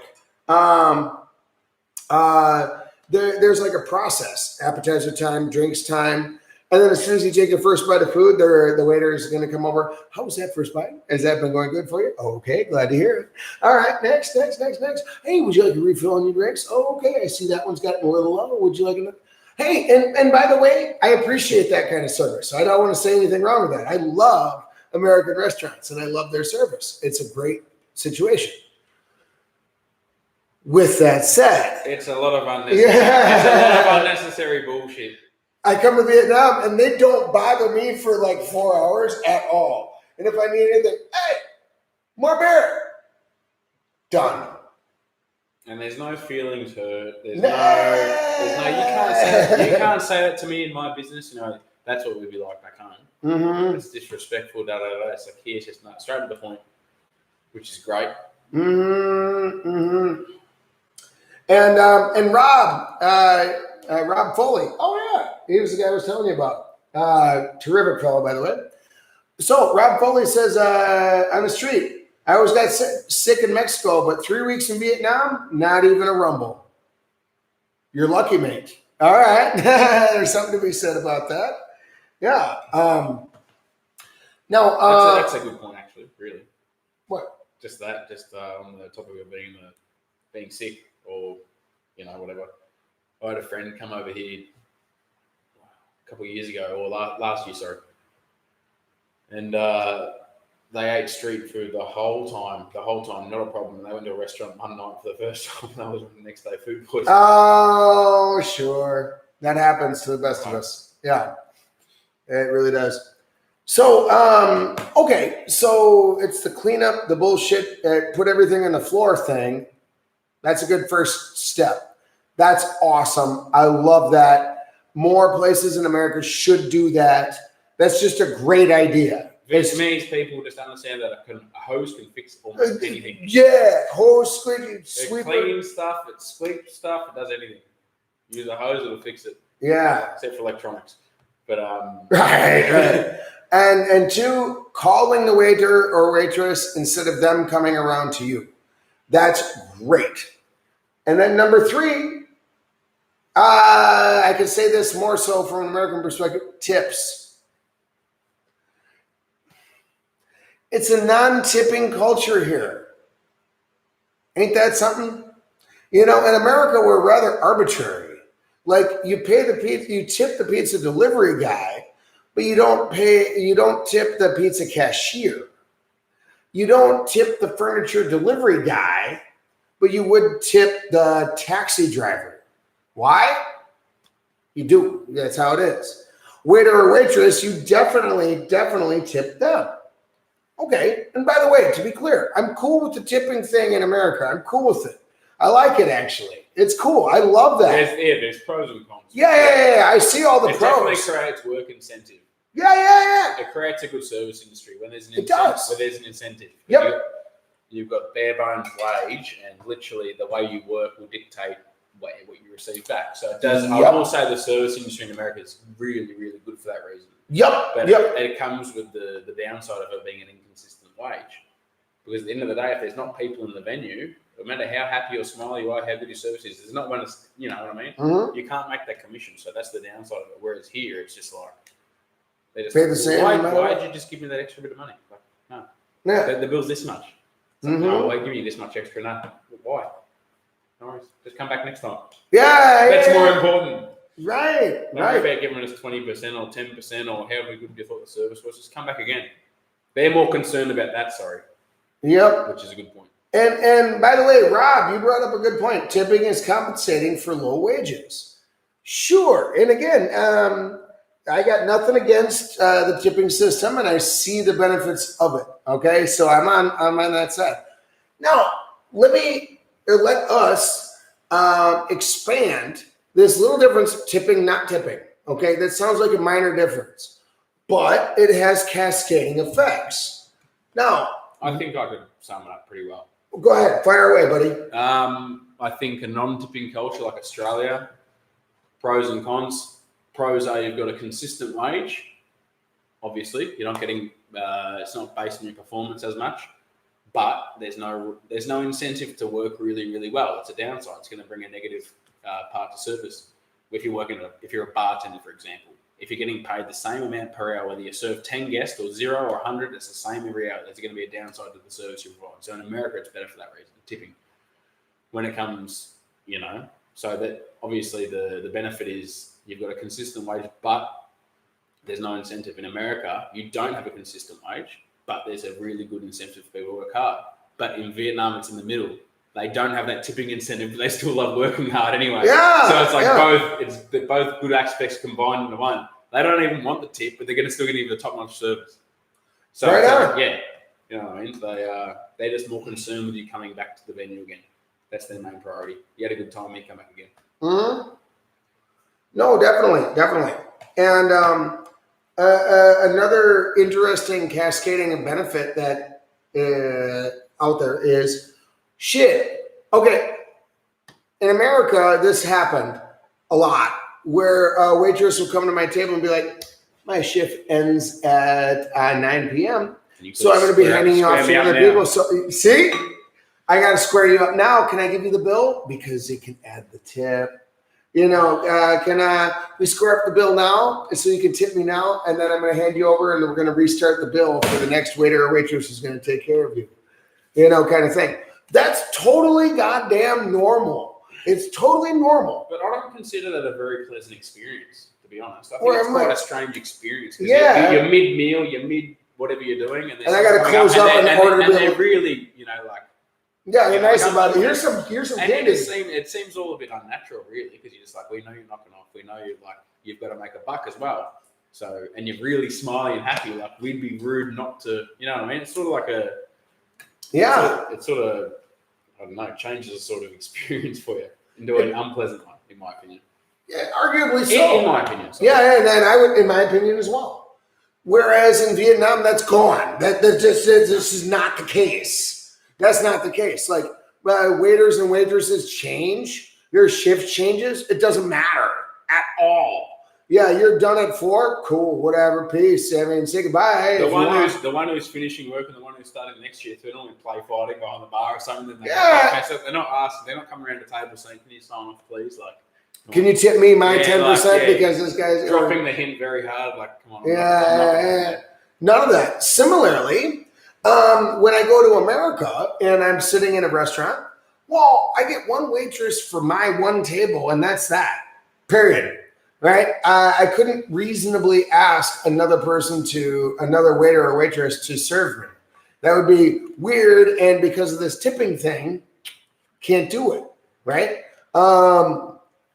In contrast, because they're so, again, cooperative, etc., there's no tipping involved. Now all of a sudden, every waiter and waitress is my waiter or waitress. We're table 10, let's just say. Who gives a shit? Who puts in the order and takes the order and brings the case of beer? This guy holds it for that guy. This person busses this. We order this from this waiter and that waiter and that waiter and that waitress and that chick over there. Yeah, it doesn't matter. Anybody can take care of anything at any given time. It all gets added to table 10. Done. But once tipping is out of the equation, now we don't have a dedicated waiter or waitress. So every waiter or waitress is my waiter or waitress. As a result, I went from having one waiter or waitress to 10. I have 10 waiters and waitresses because tipping ain't a thing. That's the cascading effect of this. Does that sound right? Right. And there's another good side of it too, is that like on the rare, I suppose it more or less is an expectation in America. Like you need to tip. There's a certain benchmark. It's 20% or whatever it is. That's sort of the going rate. And if it's less than 20%, you're sort of saying to the employee like it wasn't good enough. And if it's more than 20%, you've obviously got a good relationship with them or something, or the service is really good. But over here, on the rare instance that you will have just one server because the place might not be busy, so there's only one employee working for you, and you do happen to really want to tip them, they don't expect it so much that if you said to them, you know, like the bill's $200,000, $200K, here's $250, like, and they say why? It's only $200K, and you say, no, the service is really, really good. Thank you. They really, really appreciate it to an extent that I suppose you wouldn't perhaps appreciate it in America or a tipping culture because obviously it's an expectation over there, whereas here it's a complete surprise for someone to say, hey, you were excellent tonight, take this. So that's a good side as well. I was just saying, sorry. Just I heard. How much more is appreciated if they get a tip over here. If you look them in the eye and say, "Hey, you were great. Cheers." Right. Here's $50K. And because it's a surprise, not an expectation. So Right. it flips it on its head a little bit. That's another good side of not having a tipping culture in the rare instance that you do tip. Right, in a rare instance, right. And it's and not that I don't try to, I will try, but they literally don't accept it. That's the point. They literally, it's not the. I give you good service because I give good service. Whether it's good or bad, I'll often try and give a tip, and they literally just say, "No, that's your change. No, keep it." They're like, "Why? Why?" You know, we've got plenty of customers elsewhere. You don't really need a tip that much. So, yes, it's very different. Mm-hmm. So now, great. So yeah, there's what we're really talking about here is this idea that everybody wins. The waiter, waitress, staff wins. The customer wins. The restaurant wins. You know, it just keeps things simple. You know, it really does. You know, I think you know, this style. You know, so are there any other? Oh, here's another main one that they have in Vietnam related to food and restaurants. Okay, I didn't realize this until I had my American family come out here to visit. Okay, now to be clear, my American people, my American friends and family, America forever, whatever, awesome people, I love them. But they are very stuck on the American way of doing stuff. Perfect example. We went to a restaurant, and my brother is like, looks at the menu. Well, I guess I'm going to have the ribs. My mom's like, I think I'll try the salad. My dad's like, I guess I'm going to do the beef and rice. And then my sister's like, well, I think I'll take that blah, blah, blah, blah, blah, blah, blah. 8 people ordered 8 dishes. And I'm sitting there just horrified. Okay, for a few reasons, okay? Where to begin? How to unpack this one? First of all, it's a good topic, though. Yeah. It is a good topic. Yeah. It's relatable. Yeah. Hey, by the way, where to begin? First of all, their way of thinking related to this whole, we should open a restaurant. I'm going to order this. I'm going to order this. I'm going to order this. I'm going to order this. Makes perfect sense in America because that's how people order shit in America. That's just how it works. This is my little area. This is my food in this area. This is my beer. This is my drink. Yep. You don't touch my food. Yeah, this little area belongs to me, you know. Right. Look at this guy's beer kind of thing. Mm-hmm. Whereas, no, it's fair game. Yeah, I know. If it's on the table, it's anybody's. That's right. And only in a good way. Right. Yeah. I would say so. Hey, we all like these 10 different things. Let's just get 10 different dishes and we can all share with each other and let's just go for it. If we're still hungry, let's order 5 more after it. It's all chill. Who gives a shit? Yeah, instead of like, I ordered this, I wasn't happy with this dish. Oh, what did you get for your dish? It's like, oh. Yeah, right. Come on, you guys are It's nice to eat 10 different dishes, isn't it? That's right. So to be clear. And in that process, you're taking care of each other. Mm-hmm. In terms of, that's another aspect of it. Back home, you're sticking to your own meal, having a conversation, sticking to your own meal. I finish my meal kind of thing. Over there, it's like, right, cool. I got one guy on the right, I got one guy on the left. I got to take care of them, and they're thinking the same about me. So when my glass is empty, they're on that within a second. When their glass is empty or their bowl's empty, I'm taking care of that as well. It's sort of like this, sort of brings you a bit closer together as well. Whereas I definitely think it's a bit more standoffish when it comes to eating situations back home in that regard. Unless it's Christmas or something where there's a big spread on, but at the end of the day, you're still getting your own plate and putting your own food on there. And I like this and I like it. In Vietnam, it's just like, everyone eats everything. Right, and you're all taking care of each other too. Mm-hmm. You always put food in someone else's bowl before yours. 100%. Oh, yeah. That's right. You'll definitely raise a few eyebrows if you eat alone. If you're only taking care of yourself, yeah. If you put food in just your bowl and you just took a sip of your beer without cheesing everybody there, people are going to What kind of fool would do that? Right, I mean, you like us or don't you? Aren't we here together kind of thing? Why are you doing that on your own? It's like take care of everyone around you. And if you drink or whatever you're doing there, do it together. That's right. So it's definitely much closer in that regard. Yeah, I would agree. It's a nicer experience because every time you sit down, it's a really, if you're comparing the two, really, we're still back home, we're sitting quite far away from each other. I've ordered my thing, he's ordered that. Like, you're almost shouting out to them over like half time. It's in Vietnam, everyone's close together. The food's there, everything's within reach. Arms on arms. Yeah. The guy from across the table who's got the chicken, he's saying, "Do you want chicken?" You're like, "Yep." He's like, hey, throw over some meat. Yeah, bang. Everyone's taking care of everyone. That's right. Yeah. That's right.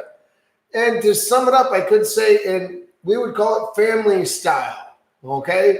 Which is to say everyone shares with everyone. So you brought up a good point of like during Thanksgiving or during Christmas. So if you imagine sitting with your own family during Christmas, Thanksgiving with a full table full of food. Every meal in Vietnam is going to be like Yeah.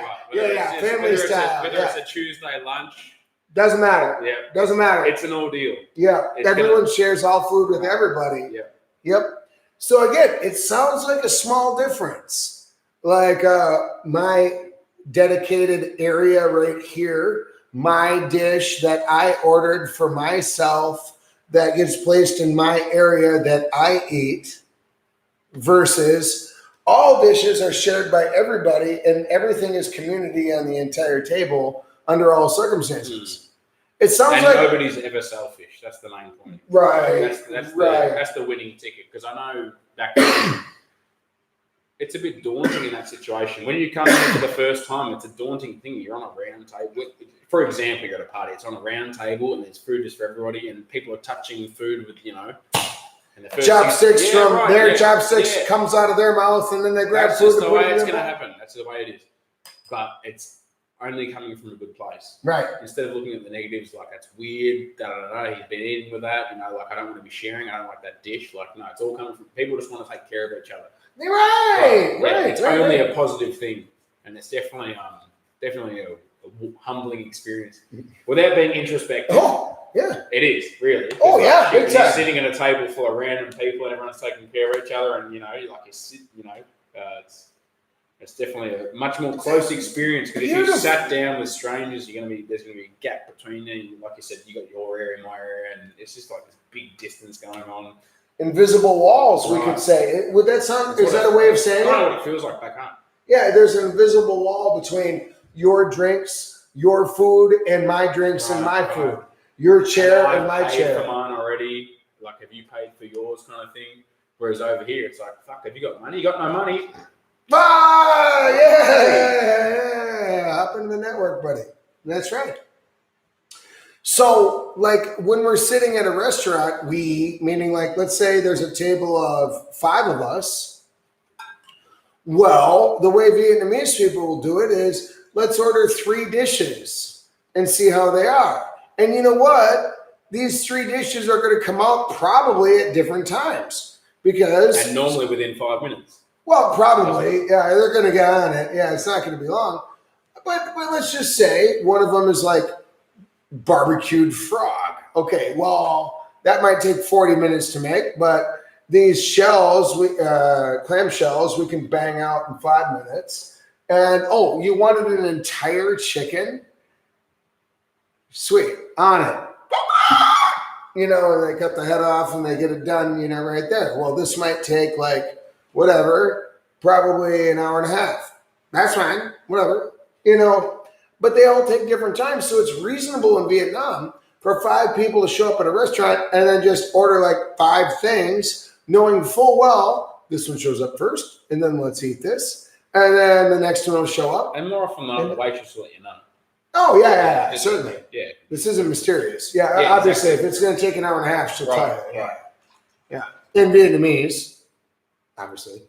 But the thing is, we all get together and then we eat whatever we have. And if we want to order more, then we just order, we'll also add this dish. And there's never any noses turned up when you're still hungry and want to order more. It's always like, get her ass over here. Even if I'm still a bit hungry, it's like, all right, let's order 7 dishes. Whereas back home, it's like, okay, order your own food. If you're still hungry, go order, or go buy some snacks or something like that for yourself, because you're still hungry. You're a pain in the ass kind of thing. Over here, it's like, fucking, you're still hungry? Bring over another crate of beer. Bring over some more food. It's like, no worries. do not leave here with an empty stomach kind of thing. That's right. Yeah, they're more concerned for your interest than being like, oh, you're still hungry. You know, order your own food. Then why are you talking about that? Right. You know, take care of yourself kind of thing. Where it's over here, it's like, shit, he's still hungry. Fucking get on that now. Like, order some more food for him.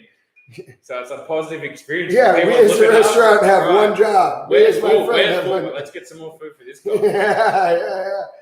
Yeah. And so again, to contrast these, that's why I'm used to it in Vietnam, and I love the Vietnam system of ordering food and everyone shares with everyone kind of thing. Because as a result, let's say there's 8 people getting together and we order, let's say 4 or 5 dishes or X number. Well, everybody eats and tries everything. Right. You're going to sit together and try food together. Yeah. For starters, it's more convenient. It brings everyone together as well. And then try some frog. You like a frog? Yeah. You're always going to get someone at the table who orders something you would never cross your mind. Fuck, I wouldn't order that normally. Like, God. But then you're like, shit, if this guy didn't order that dish, like, I'd never know about it. So you're sitting there sort of conversing about different dishes and stuff and sort of going, I'm getting the beef and rice because that's what I like. And you can get this because that's what you like. It's just like, let's get some weird shit. If you don't like it, don't eat it. Everyone else is going to eat it anyway. Yeah. If you like it, then you've got it in your head for the future kind of thing.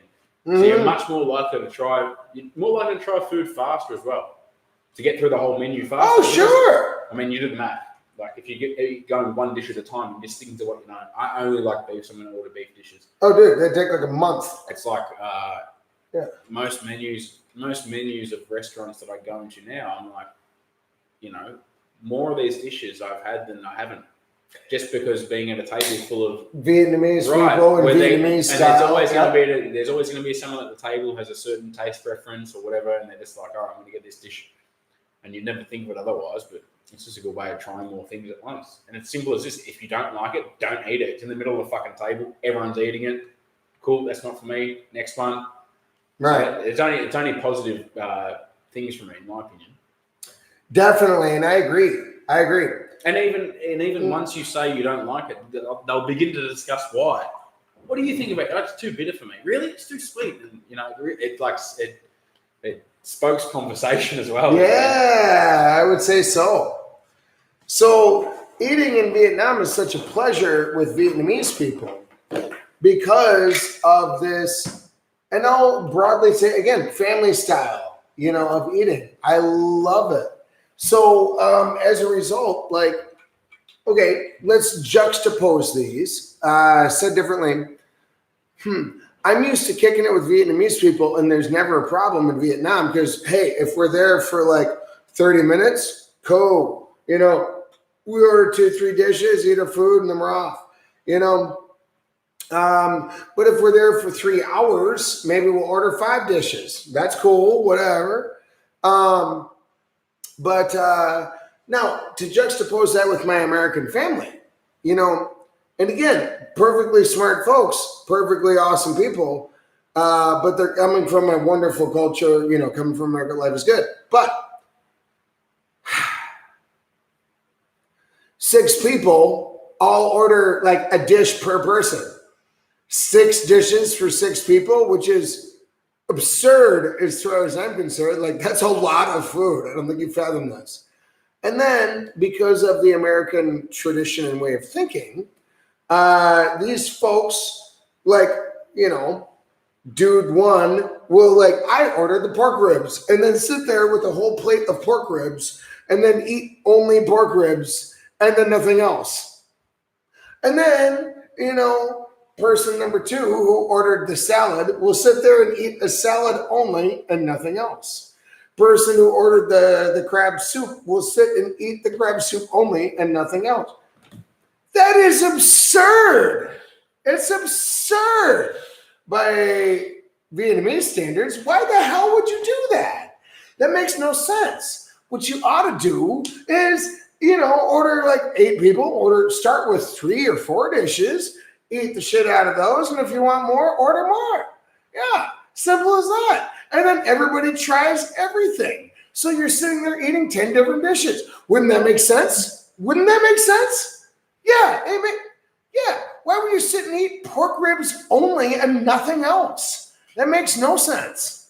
So anyway, family style dining. It sounds like a small difference. Family style dining versus one person dining or individual space dining.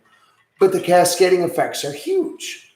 So by having this share culture and sharing a food culture and family style of eating culture, we're doing good. Now, this does exist in America, but in America, we tend to separate. These are appetizers, meaning if it's on the appetizer menu in the app, area, that means we all share it. But if it's a main course, that means it's all for me. Right. So we verbally separate those. Now, in Vietnam, no. It would be the equivalent of saying all dishes are appetizers. If you think about it that way, all dishes are appetizers. All dishes are share dishes. Now you got it. Imagine it that way. Yeah, every restaurant is an appetizer restaurant. If you think about it that way, you're closer. But isn't that beautiful? Isn't that beautiful? Isn't that the idea of getting together in the first place? Everybody sharing food with each other. The Spanish had this figured out when they came up with tapas restaurants. Yeah, it's like that. Meaning, let's order 20 unique foods, and unique ways of making tacos. And then everybody shares all types of tapas and tacos together with one another. Yeah, it's like that. All the time, everywhere, under all circumstances. I love this country. America could learn something by having like appetizer only restaurants,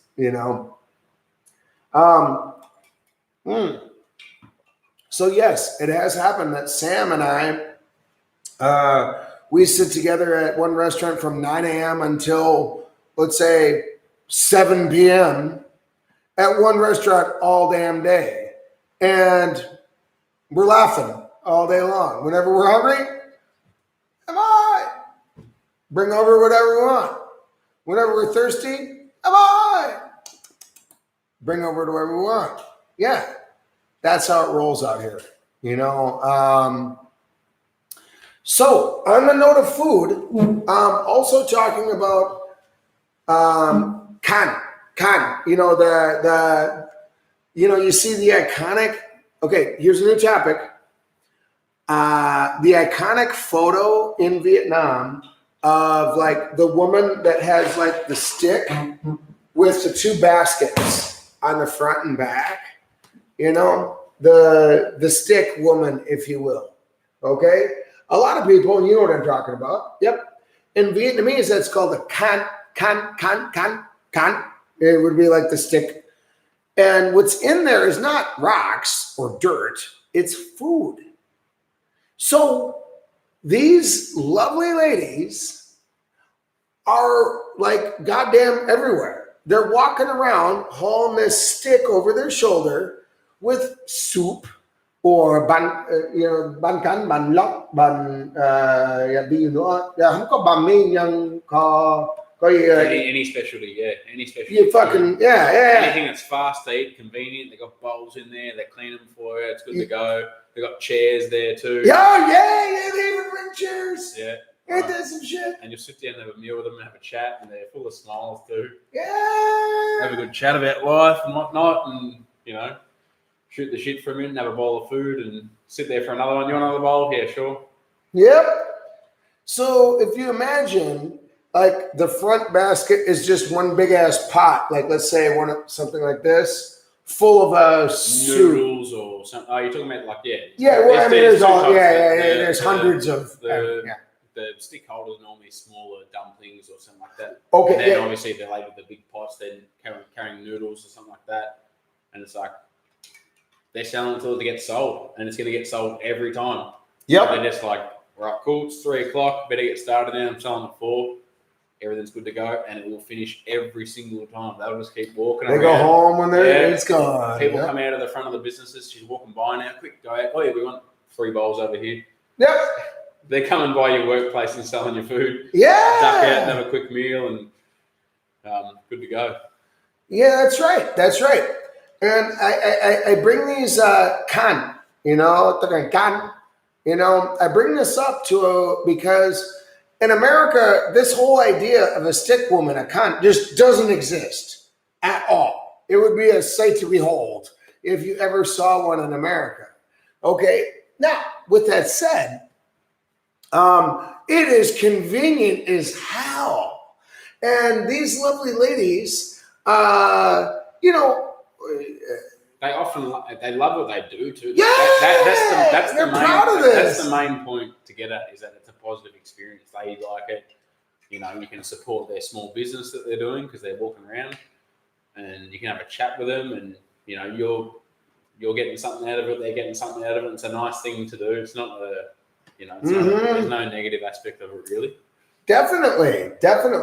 And to put it in proper perspective, one of these gals, like what, 10,000 a bowl, is pretty common. That's a common price. So what is that in American dollars? That's 43 cents for a bowl of soup from a con woman. That'll work. CANH, by the way.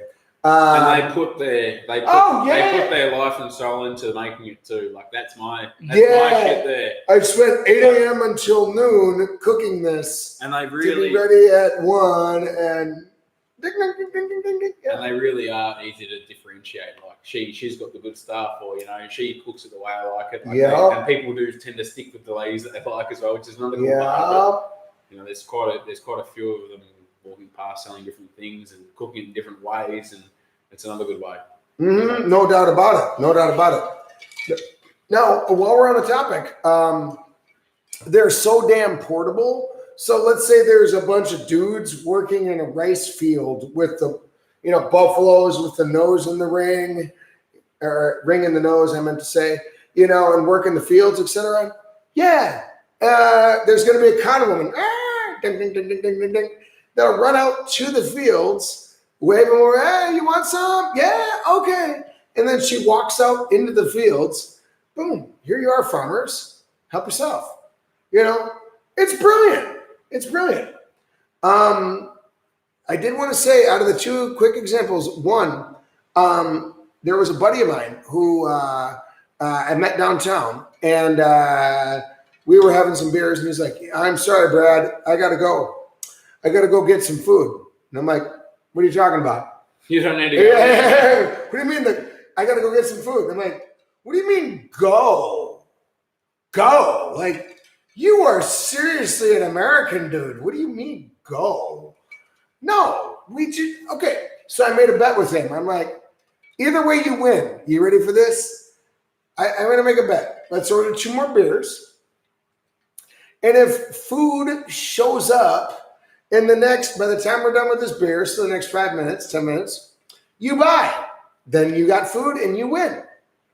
And if food does not show up by the time we're done with this beer, then I will take you to a restaurant and I will buy you lunch. I'll buy. And you win. Either way you win. You want to play this game? Of course, he's like, well, yeah, 2 more beers. Fuck. I'll try. Yeah, go back on. Yeah, come on, banla. Yeah, it was like a minute later, a chick pulls up, wave. He was like, I never knew it was in those baskets. I'm like, food, dude. Yeah, of course it is. Yeah. And needless to say, we ate and had a terrific meal. And these ladies are on to who's hungry. Oh, yeah. If you make eye contact with one, they know what's up. I'm selling to that guy. So I come past every time. It's not like they're on their way. Like, they'll come by, stop there, who's hungry. Well, yeah, they'll set their shit down and they give some waves. And often wait 30 seconds or so. And it's definitely, like, after, everyone's just minding their own business, having a drink. But after 30 seconds, it's like, do you want to get some? Yeah. She's there, she's standing in front smiling, It's like, I'm sure it's good. It's good to support her. She's doing the hard yards, getting out there. And it's her own product. She just made this a couple of hours ago at home. Fuck it, why not? Yeah, exactly. Now, the second main point that I wanted to drive at, Now, the con ladies, and I say ladies because I've never met a dude who did it, but whatever. Con ladies. Now, this is flexible economy, to say that a different way. These gals can show up anywhere at any time throughout any part of the day, anywhere in any city, under any circumstances. And they can carry their shenanigans on a motorbike. They even have like little motorbike metal bucket holding apparatus things. Yeah, whatever. Here's what I'm getting at. If you imagine this circumstance in, let's just say, downtown Chicago, United States. Okay. Well, let's just say a Bears game, American football Bears game just got done. What are you talking here? 60,000 people that just emerged from a stadium in downtown Chicago at pick your favorite time. No, you got a problem on your hands because these are, let's say, 60,000 people that want one of three things, generally speaking: transportation, probably food, and probably drinks. Probably. Most of the time. Now, in America, that's a struggle to accommodate those needs. Said differently, how many restaurants are within reach of said stadium? Well, not infinite, probably like 50. Fine. They're going to be completely 100% at capacity full. Run out of cups, no way to get a drink, no tables available, waiting list everywhere. Right. And then what about transportation? Even if every single cab in the entire city all converged in that one area, which is logistically impossible, but let's just say they did, even then, it wouldn't be enough. Let's just say every single bar was open immediately and handing out, it's not big enough. So you have logistical problems in America to accommodate 60,000 people that want transportation, food, and drinks. Yeah.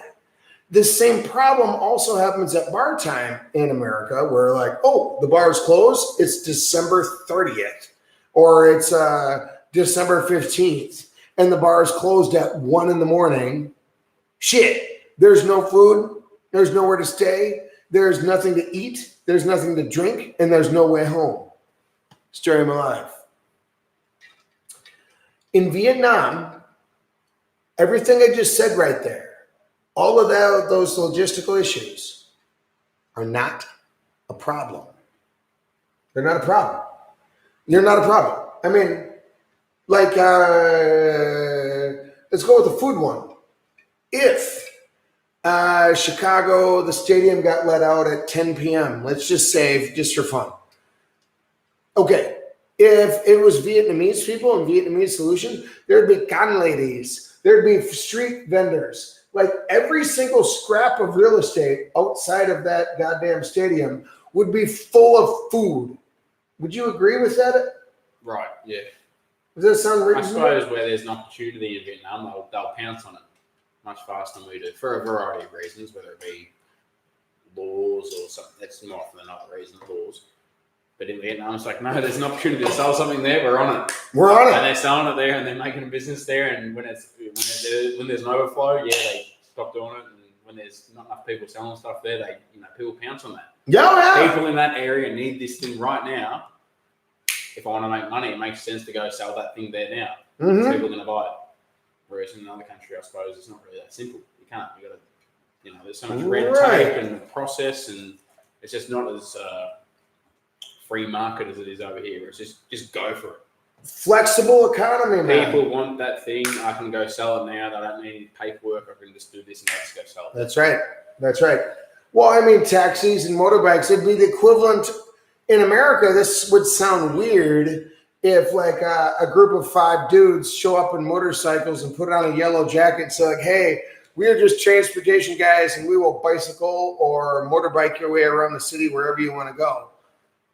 That would look weird in America. Like, are you part of some sort of service? Where's your badge? Where's your taxi license? Where's your this? Can I trust you? Are you legit? Yeah. Are you legit? You got a it's too expensive. Yeah, you got a kind of a pedestal. Yeah.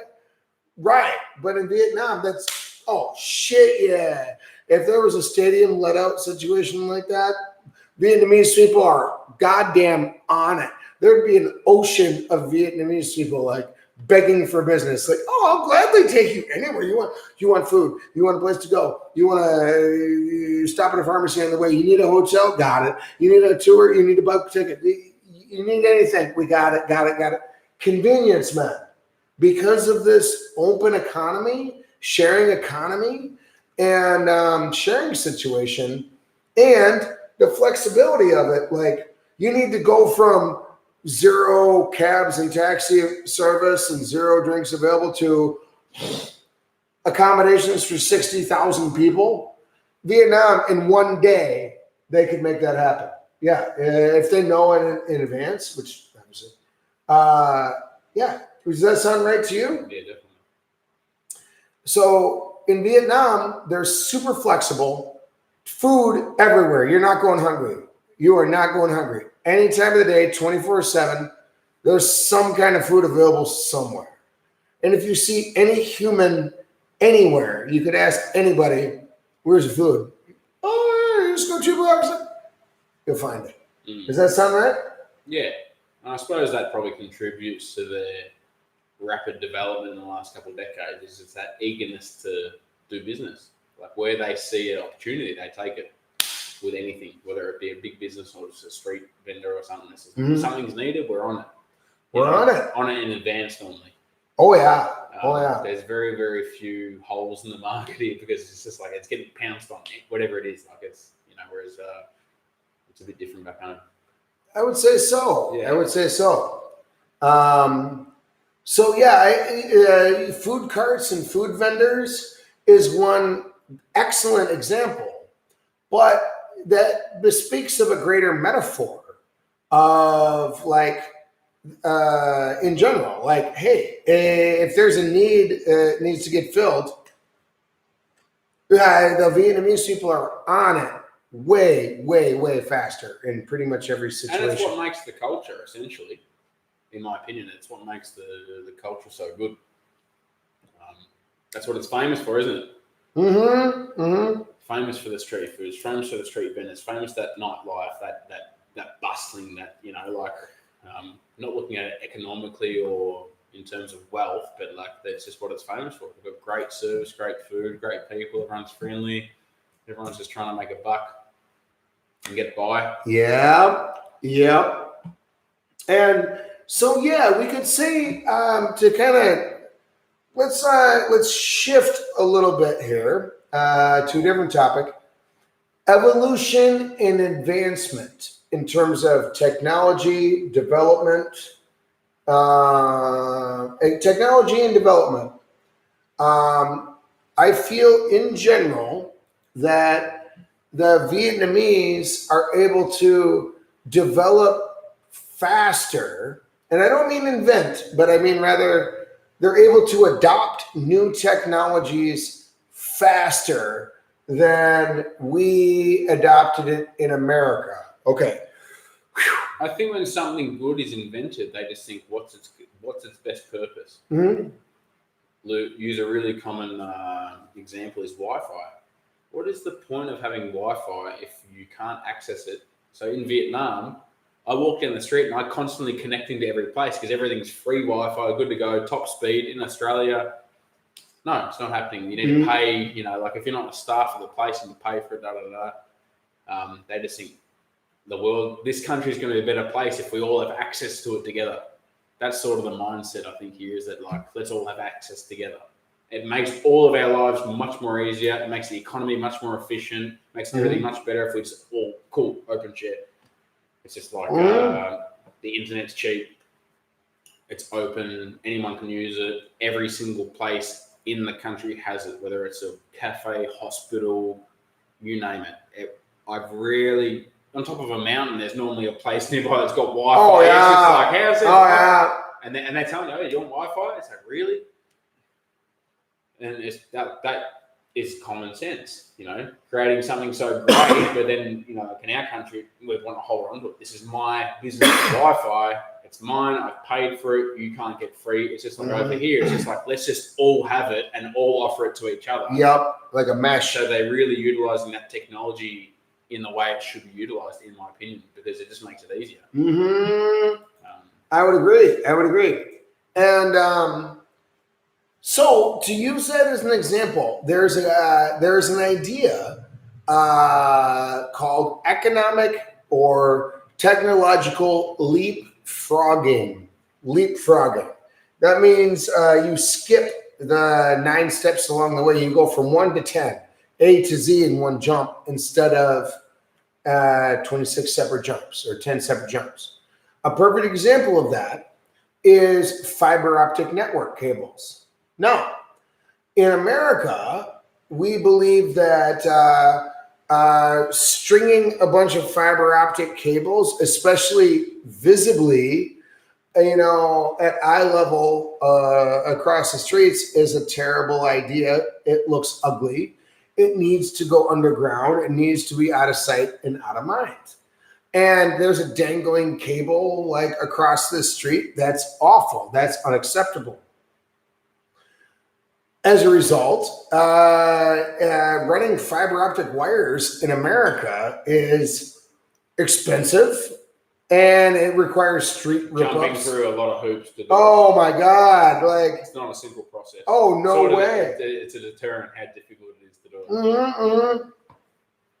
And you're in the countryside now. You got to like worry about water pipes and what you're sawing. How close are you to this? Are you allowed to do that? Are you within this range of Yeah, something? I mean, well, but in Vietnam, they're like, shit. We got a bunch of towers already set up to run electricity anyway. Hey, fiber optic have any interference with electricity in any way, shape, form? No, none. Perfect. How about we install a hoop? On top of all of our little telephone poles, if you will.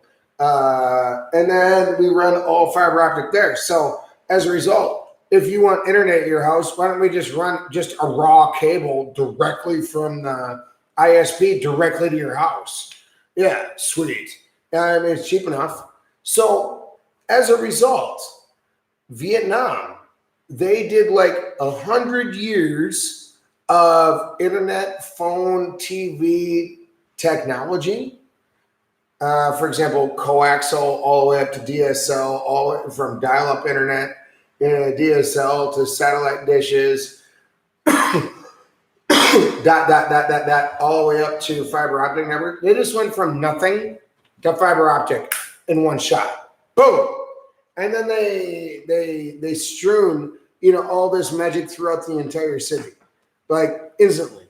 So yes, my wife, as an example, in her jungle village, literally they went from no TV, no radio, no internet, no phone signal, nothing, to 80 megabit internet, to their flat screen TV, and then sending emails on their iPhone.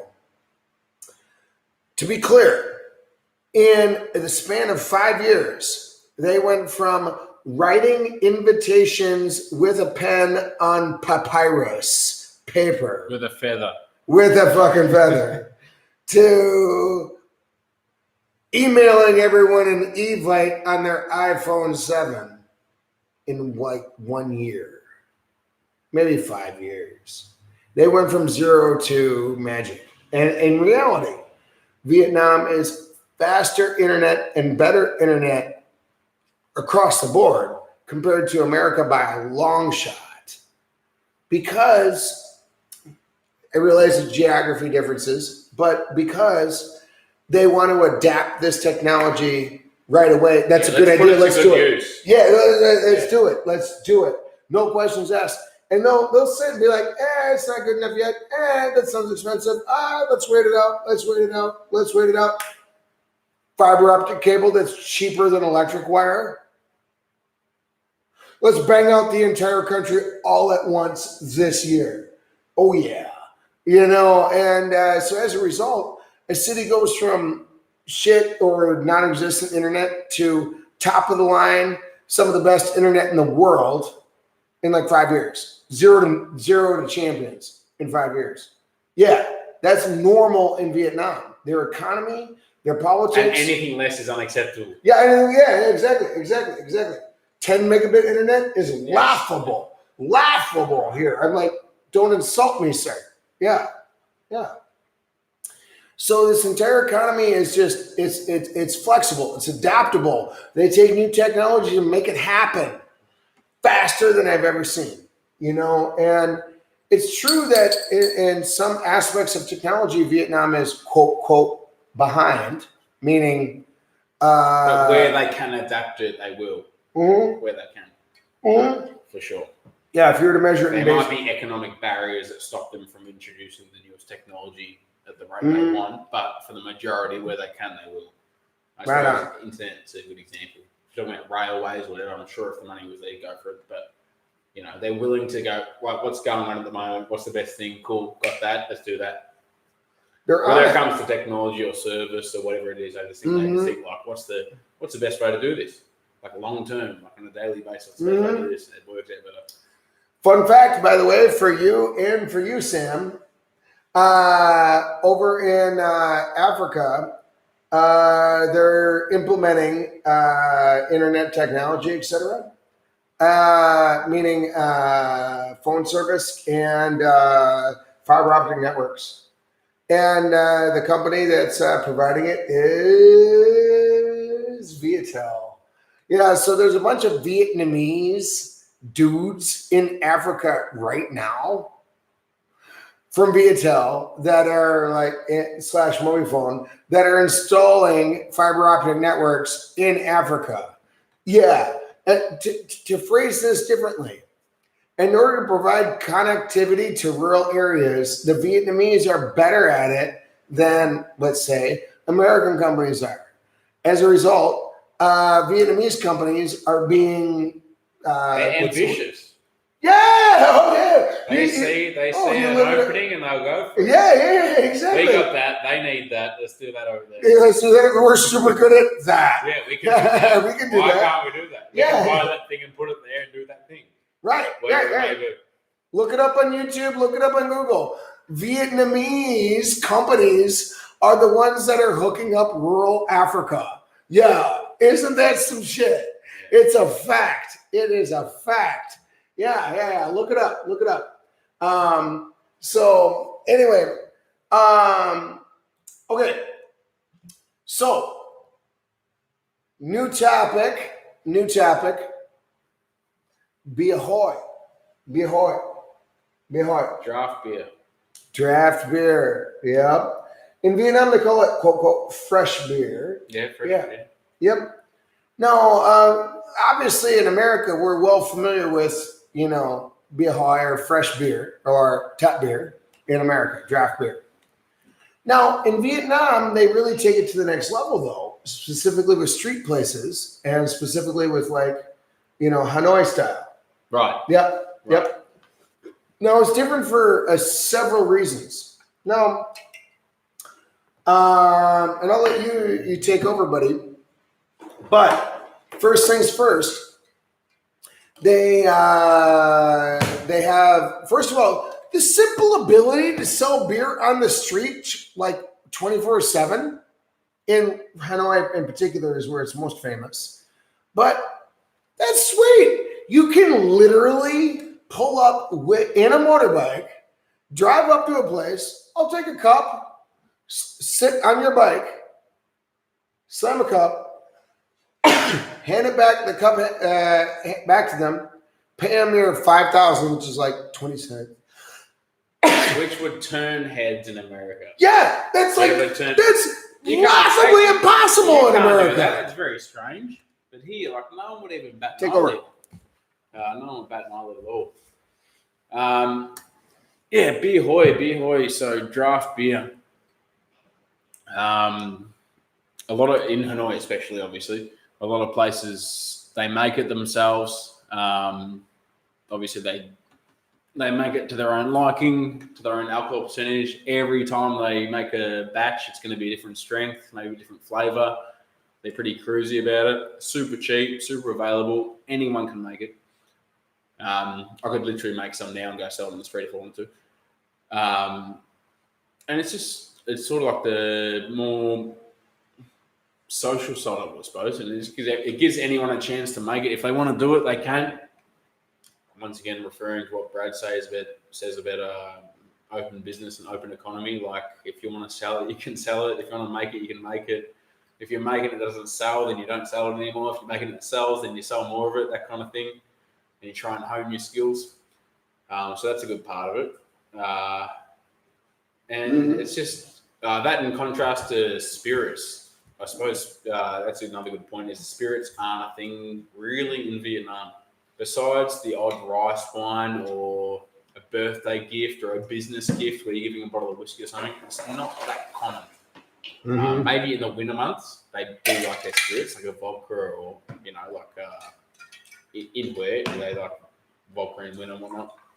And all the same, but beer's a staple, mate. Yeah, beer is a staple of the country. I don't know what the statistics are, but I think Vietnam's pretty up there in terms of beer consumption. They're just a beer-loving country. It's not because they're on a mission to get drunk or anything like that, but they just really like going out and socialising, and beer, and obviously beer hoy, draft beer is a big part of that. Definitely. And while we're on the topic, it's important to point out the Hanoi style beer, by the way, is different than what you would normally have in most other countries. And the reason being, one, this is 1 day beer. That means once you tap this keg, it's not under refrigeration. It's not under any sort of artificial means. It is straight up. This is 1 day use. That means tonight we're throwing whatever we don't sell, we're throwing it away. Period. Okay. And it's lower percent. For example, it'd be the equivalent of like 3.2 beer, in America, 3%. So that means if you sit and drink 10 glasses, it's a really social thing, we're drinking it for fun. We're not drinking it to get drunk. Food, and it's a very, very light beer, and it's fresh. It's fresh every time. Really, like they don't stand for anything less, because people will know. Oh, so yeah. This beer from yesterday. The standard of what's acceptable is really high. So as a result, it would be reasonable to be in a car or motorbike and order a glass or two. You're not going to get drunk. You're not going to be able to limit by having a couple of 3.2 beers. You're just having so out of the fun of it. Right. So by being a lower percent, it's a benefit, because you can have like 3-4 beers over lunch and not even worry about it and go right back to work. Yeah.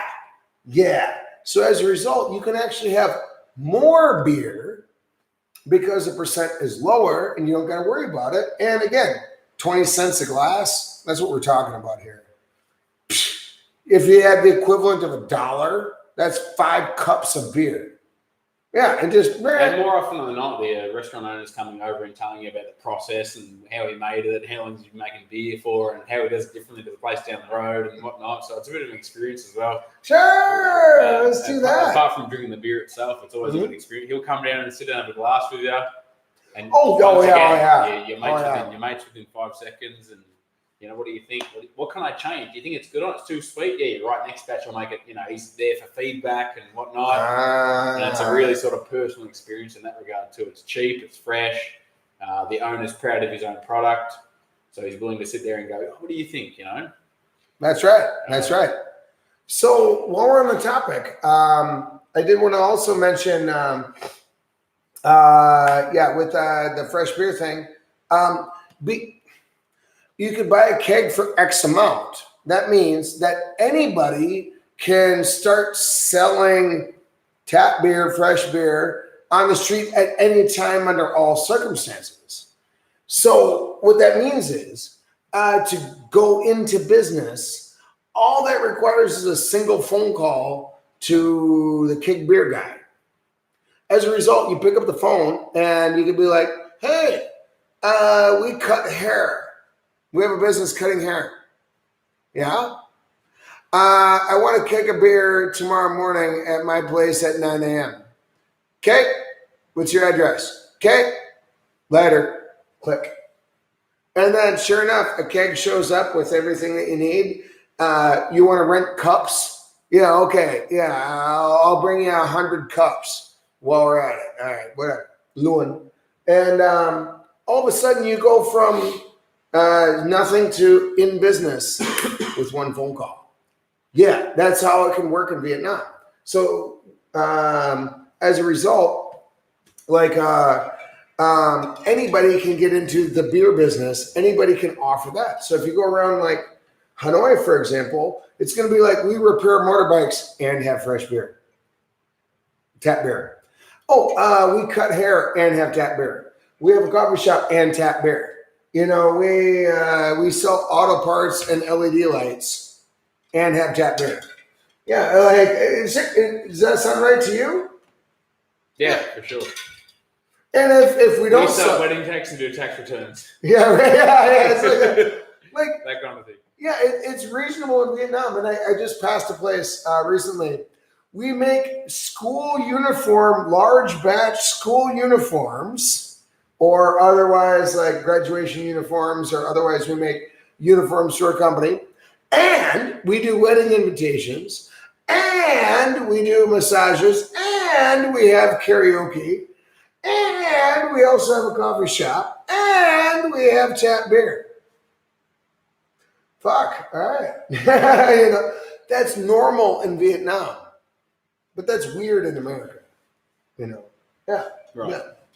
So the tap beer thing, I think, is neat because it's everywhere, and it should be as it should be. You know, you're not getting too much trouble by just having a light beer here and there, but it's like a snack almost. You know, so yeah, that one's a good one.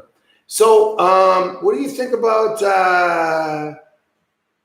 Okay, repairing, repurposing, and recycling in Vietnam. Repair, repurpose, recycle. What are your thoughts? Yeah, I would say that definitely in Vietnam, they will put something to use until it's on its last legs, literally. Like, don't buy a new any item if it's repairable. That's the main point is that over, I suppose, in Australia, if anything's got something wrong with it, people tend to throw it out or buy the new version of it, whatever. In Vietnam, it's fixable. Don't replace until it's literally you can't fix that thing anymore. And the definition of unfixable is different. And they push that to the limit. To the limit. Vietnamese people are creative. They don't like to waste, which is a good thing. Yeah. So you can look at the negative things like pollution and whatnot. Yeah, it's true. Mm-hmm. But in terms of wastage, in terms of fixing stuff, they are miles in front of us. Oh, because yeah. anything that can be fixed will be fixed. Mm-hmm. And until that thing's dead, whether it be a TV or shoes or whatever it may be, it's fixable. Something, you know, it's usable, it's fixable. It might not be perfect, it might not be beautiful, but it's fixable. So it's much better than that. And I think that sort of stems from obviously the turmoil that Vietnam's been through with wars and stuff. They're really sort of practical and they're handy. It's like, do not waste any, whether it's food or an item, if it's a couch got a rip in it, that kind of, this cushion's got a rip, let's throw out the whole couch. That's fucking stupid, really. I mean, it really is illogical. But in Vietnam, it's like just fix the thing. Like, what's the point in throwing something out? Whether it's something small and not valuable, whether it's something big and valuable, just like make the most of it. There's no need to produce more of that thing because there's not, you know, we can fix it already. It's creating work for people, and it's also not wasting. You know, we're not generating more plastic or whatever it may be. Whatever your focus is, they can just get it done with what they got already. It's giving people work, and it's also like, until this thing's done, do not buy the new version or whatever like that, which is good. No, I would totally agree. In fact, they have a bunch of dudes going around with bicycles, on bicycles or motorbikes occasionally, and then they have loudspeakers on their little motorbikes or bicycles.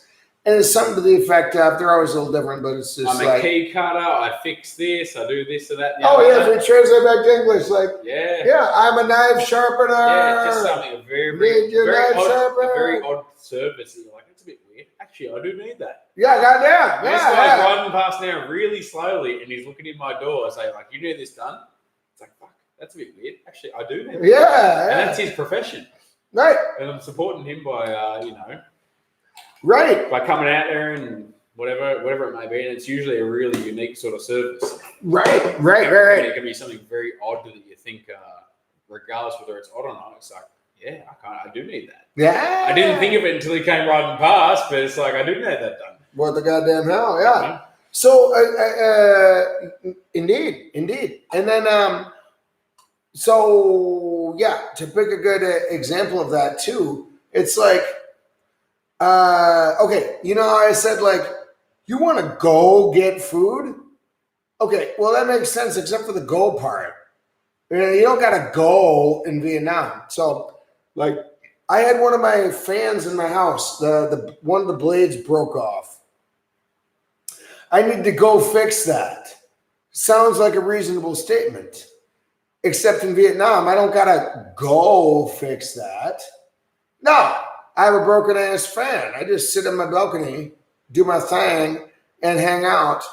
And eventually, a guy's like, and if I translate it back to English, it's just like, we fix appliances, we fix fridges, we fix everything. Buy, sell, used, doesn't matter. Money for your junk stuff. We would love to help out. Anything you want to sell, garbage, appliances, anything, let me know. That's what it sounds like in Vietnam. Yeah. I didn't even go online. I didn't even pull out my smartphone. I just waited like an hour. And like a dude like came by, I'm like, hey, yeah. Went outside and sure as shit. I'm like, hey, tại có một khóa bà bị hỏng đôi. Vậy bóng mà cô ta giúp bên ấy gọi cô ta sửa hop. And hey, I got a fan that's broken, man. If you're able to fix it, please. If you can't, whatever. Sure enough, he was like, oh, you just need a new blade for that. Yeah, I can sell you that. That's no problem. And broken ass fan picks up the phone, makes a phone call. Within like 5 minutes, somebody showed up on a motorcycle with a new blade, new triple blade for our fan. Screwed that fucker right in. Off we be. Oh, and by the way, the entire shooting match for the whole works was like 20 grand. In other words, for like $1, I had a guy come to my house, look at my van, order the part, and ultimately was there within 5 minutes, and then screwed it on for me, and then took my $1, shook my hand, and left. Brilliant. Now, if I was in America under similar circumstances, best case scenario, I find a repair guy that comes by. But if he's a professional repair guy, fuck, I'm talking like $30 minimum. We're not walking away from this under $30. I certainly would not, like, $10. Call a professional fan repair company in America and pray that they're going to bring the van over and then repair my fan completely and then leave for $10. That would be a ridiculous idea. But in Vietnam, I do want to make the point though that what a lot of people will say to that is, it's that cheap because it's in Vietnam and because the struggle that the country has been through and the economic development's not comparable to other countries. They've got to do that for a living. Blah blah. But these people are fucking happy to do the service they're doing. That's the main point. Is regardless of the price and the convenience, these people are really they just are happy-go-lucky. So you weigh up, to find a developed country or whatever, and you got to go through the process, and the guy's not really happy to do the service for you. But over here, yes, it's cheap, it's fast, you've made a friend in the process. He loves doing what he does. It's his profession. So it's another good part of living here is that, you know, whether he comes to your house and does it all for you, like he's loving it. Yeah. They are happy people. Fixing he's guys. coming, he's happy and he's fixing it for you and he's up for a chat and what's your phone number kind of thing. Like it's a you want to have a beer while you're at my house? It's a positive and he's like, experience. oh, sure. Yeah, it's a positive experience. You know, like whether it's a problem you got to fix with anything over here. Mm-hmm. Like, I've got a problem. This guy can fix it. I'm going to pay him and give him a business. He's doing what he loves doing. A lot of the time, it's actually like their hobby as well. Like they just love it. Yeah, so it's the only thing they know. And there's just they're super practical and just like that efficient with it. Like let's get this done. So it's By the way, I want to ask you, Sam, a percentage question, okay? And your answer is going to range from 0 to 100%. If a fix-it guy comes by with his little bicycle, offering to fix fans and appliances and shit like that, what percent chance, if let's just say you had a motorbike issue, what's the percent chance he knows somebody that can fix it and it would get fixed within the next 10 minutes? 100. 100. Yeah. Okay.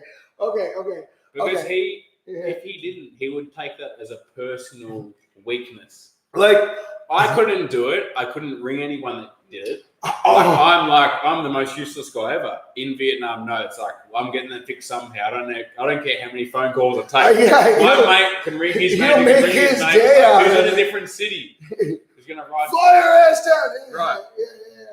And at the end of the day, a lot of the time, there's no incentive for him to do it. He just wants to do it. He's like, I can solve that. I can't solve that. Fuck, I can't. My buddy can though. Like they are just on it. Like, Right. Just they really want to get behind each other. Like it's like your problem is my problem. That's a good way of putting it. I suppose. Like if you got a problem, it's like let's get this done. Yeah, and along the way, whatever miscellaneous thing, like, hey, you happen to, like, let's just say, oh, you know what? I have an old style cathode ray tube CRT TV, and I'm done with this shit. But I want to get rid of this, and then I want to get a flat screen. But I don't want to pay full price. I want to get a used one. Know anything about that, bro? What are the odds he's going to have an answer to that? Always. 100%. Yeah, he's like, no problem. Gone today, sir. Got a buddy right now. New ones are 9 million. Used ones, we can get you one for 3 mil. Do you want me to? And enthusiastic. Yeah, oh yeah, just like I would be delighted. It's not a burden. I will call now to check the inventory to make sure it's still there, and then I will show up at my buddy's place, buy it on your behalf, bring it over here, deliver it, install it, and set it up for you. Is that what you were after? Service. I'm telling you, Vietnam is dripping with it. It's like that every day, under all circumstances, with everything, on all topics, always. It's like that. I suppose the ending point is that negative situations back home become positive ones here. Don't you reckon? Because that kind of situation back home is a headache. Oh, if you've got a problem back home, it's a headache because it's a bit of a process. You know, waiting time is a big fee. Whoever's helping you doesn't really want to help you. Over here, it's just like let's all get on that. So it's another good aspect of living here. Yeah, I know. I would definitely say. By the by, let's flip the script here real quick. Another thing. Oh, fun fact. Maybe you knew this, maybe not. That in Vietnam, they have this cool policy with regards to new businesses. The first 6 months that you're in business, you don't necessarily have to. It's on the house. Yeah, said differently. And correct me where I'm wrong. I'm just going off of business owners that I have met in Vietnam. Correct me where I'm wrong. But in general, in Vietnam, if you want to come in and set up a business, whether that's an English center, a coffee shop, a bar, a karaoke place, or whatever the case is, homestay, etc., they'll give you like a 6-month leash, which is to say you can do so with no registration, No bullshit. No taxes to be paid. No insurance requirements. No bullshit. You just go ahead and do whatever you want to do, completely free range, no questions asked. And after that 6 months, if it proves to be successful and it proves to be a good business, then we will ask that you register everything correctly. And then you go through the following steps and you ultimately pay taxes and you ultimately become a legit biz. But if you happen to fail in that first 6 months, then sure, shake hands, call it a day. I didn't know that until you told me. Yeah, that's the thing. That's real. That's real, dude. And it's good for so many points. It's okay. You go. What's up? Oh no, it's sort of it'll provoke entrepreneurialism. It'll provoke that because people are willing to take that sort of leap. Whereas in another country, it's like you need to have a lot of capital prior to be able to do that kind of thing. It's a fine line in Vietnam. You can just, if you got the idea, you can go for it. It's also a win-win for the business owner and the government because within 6 months, you can get a pretty good idea of what direction it's going to go in. Is it something we can take off? Yes, I'm going to stick to it. Then it can be taxed. If not, cool, I'm going to leave that, and it's win-win for the business owner. Cool, I'm going to go back to doing something else that can make me money, or it's more likely to weed out unsuccessful businesses. Because after 6 months, you do have a pretty relatively good idea whether it's going to work or not. That's right. And that's right. The biggest deterrent for people opening a business is what's involved in the startup. Yeah, exactly. Like, what do I have to put down? Do I have that or not? Yes, money and business. I'll use Australia as an example. Yeah, like more often than not, unless it's a service that you can provide without much up front. Yeah, it's a tough gig. You need to have your foot in a few doors first in terms of money and whatnot. But like in Vietnam, it's just like just go for it. That's right. And like it's going to be hard enough as it is without. We'll give you 6 months. Like go for it. Try your luck. Yeah. And if you win, we win too. And if you don't win, then don't do it anymore. Do something else. Right. So it's easier to start a business in Vietnam. Now, in general for Vietnamese people, especially in general. I don't want to say that a Western white person can show up here with no knowledge of Vietnamese and can start a business, snap of the fingers. I'm not stating that, okay? That is not true, okay? However, again, in general, for the normal economy, normally here in Vietnam, if you want to set up a restaurant, you could literally just talk to the sign guy, one phone call, and then tell him what you want in your sign. And he's like, oh, you want to set up a soup restaurant? Got it. I got a template already. What's your name? Tickety tack. Got it. And when you want it ready? Oh, in 3 hours, tickety tack, done. And in 3 hours, a sign is delivered to said house. And let's say, like in my house right now, I could call the sign guy, and in 3 hours, I got a sign outside of my house. And I could serve soup right here. Oh, I don't have any tables or chairs. I could call a table and chairs company, and they will deliver that shit to my house in 30 minutes. No paperwork. No, yeah, zero paperwork, zero questions asked. Where do you live? What do you need? What do you got? Done. Do you want to keep it forever? Done. You want to rent it in a long term for a month? Great. A day? Great. Whatever. Don't care. Oh, you want plastic Barbie chairs? Done. Oh, and then like if I want to start a Boon Hen, restaurant, and that's not a bad plan. The Boon Hen, like the baby clam food situation. Yep. I call the Boon Hen people. Sure as shit. They show up like, oh, well, that's a 15 ingredient monstrosity. Yep. They'll show up. One motorbike pulls up with all 15 ingredients. Bang, bang, bang, bang, bang, bang, bang, bang, bang. Yeah, boom. If I want to start a Boon Hen restaurant at my house tomorrow, it can be done. It can be done. Yeah, I could come up with the idea. And people will probably come here just for shits and giggles. Yeah. Hey, that American guy. Yeah. They'll just, he's selling breakfast there. We'll go buy it, whatever. Yeah. I was going to go buy it somewhere else anyway. He's selling it there, buy it, whatever. Yeah, let's go check it out. Yep. Yeah. So I could go from 8 a.m. in the morning, zero business, zero prospects, zero anything. By, noon, I'm in business. Sign, ingredients, food, the whole shit. Ready to rock. Tap beer thing. Sure, bring a keg. Yeah, so I got tap beer and yeah, boom. All that can happen in one day. So I suppose the consequences of failure are much, they're mitigated here. They're mitigated. Because you could open up for a week and go, fuck, I didn't have one customer. Cool, I'm done with that now. No startup, no legalities, whatnot. If you start a business back home, it's like do or die. Sink or swim. Like I made it or I didn't. We're doing well, or we died, and I've got to pay off this debt. You gotta have 20 grand on the table. Right. Over here, it's like zero. What can I sell? Will it sell? No, don't do it. Right. Is it selling? Yes. Keep selling it. Mm-hmm. Is it popular? Right, sell more of that thing. That's right. Yeah. That's right.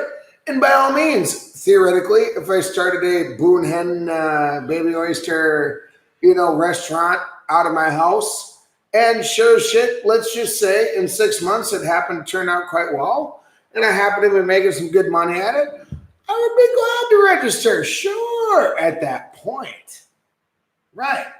9 out of 10 restaurants in America fail in their first year.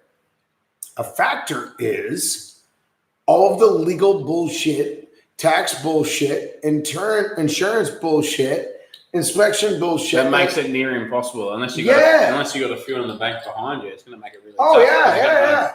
And to start a restaurant for 10 grand in America is a joke. I need 10 grand to start. That buys you one license or something. Yeah. It's like a food safety license for 1 year is going to be 10 grand. Yeah. The kind of thing that's going to deter you from actually doing your passion. Because you're looking at that side of it more like, how do I actually start this business? Instead of here, it's just like, I want to sell this. It's my passion. I'm just going to go for it. Yeah. Over there, it's like, shit. To follow my passion, like it's going to put my life on the line right now. Oh, yeah. Because, again, in America, let's just say you might need anywhere from 10 to 50 grand, Plus the rest. Just to get started. The rainy day funds and whatnot. Among other things. Yeah. But in Vietnam, you can get shit going with what's in your pocket. I mean, for $50, theoretically, I don't want to speak wrong.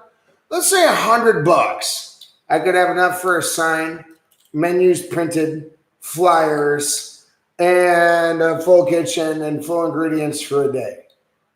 Yeah, for like somewhere between 10 to $50, 10 to $100. I'm in business. Yeah, that's why Vietnam is such an entrepreneurial country. That's why their economy is so flexible. That's why they can start businesses like tomorrow.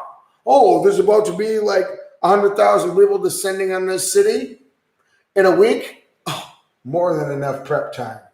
Fuck. There'll be 1,000 people who start 1,000 businesses in 5 days. No fucking problem. Yeah. And I love it over here too. You meet so many people that say, I'm a business owner. What are you doing? I'm doing this. How's it going? I've only been doing it for a year. I've got no customers yet. And they just cruise you about it. And I just think, holy shit, you got a business, man. Like, really? No customers? They're like, I'm just trying it. I'm going for it. Like, you won't hear that back home. I've had this business for a year. There's no customers. Like, my hair's falling out back home after a year of no customers. It's like, you're dead. And in Vietnam, it's just like, I'm going to give it a crack. I'm trying to develop it. Hopefully, within the next few months, it's going. It's just like a completely different mindset towards business. Like, I'm just going to give it a crack. That's right. And if I lose, like, I didn't, invest that much. Right, exactly. Yeah. Well, it was worth taking a punt, worth the experience and whatnot. And then after that, all right, cool. I can't sell this, whatever I'm trying to do, or I did it wrong. So they just go for it like that. Exactly. And along the way, when we're looking at all this, we could also say that it's reasonably in my life, like when I look at Vietnamese people, it's reasonable that they're in like 5+ separate businesses. Oh yeah, that's totally reasonable. Often that they've got their fingers in a few pies at once. Yep. For example, and without batting on a straight face, like I've got a restaurant and also a shoe factory and this and that and the other, and he's like, really, you're doing all that at once? Yeah, fuck it. Yeah. I just tried 100 things, and those are the 3 that worked. That's the kind of thing. Like, it's just sort of like, just go for it and, see what works and see what doesn't. That's right. And then you will notice that around the country, the speed that things change, but it's not really a big effect. There's no closed for business signs. There's no like shutdown impermanently kind of thing. It's just like, no, places change. Places get leased out. They renovate it, bang, knock it down. It's good, cool, it's packed. It's not good, cool, it's leased out again to someone else. It's just this rapid sort of change in business and what people are doing and selling. They adapt, in a good way. In a very good way. Everyone's open to having a crack. It's sort of anyone's game. Yep. So this is a good time to talk about the call thing. Call, which means like I could define that in English as kickbacks. I could also define it as commission. I could also define it as freelancers that are making a scrape, taking a little off the top. I could also define it as hustlers. Like in Vietnam, they'd be like, he is a hustler. He's a guy that's going after the call. A good example of that would be, again, like taxi service. Oh, well, he scrapes 20% or he gets 20% kickback. And when I rented a house, as an example, from a guy, he works at a front desk at a hotel. Lee is his name. But I met Lee, and he's like, I got some property rent. Great. All right, $1.5 million, which is like $65 a month to rent a room in his house. Sweet. As soon as I show up, he's like, hey, you need a motorbike? Right. Yeah. Oh, you need a phone card? You need it? Yeah.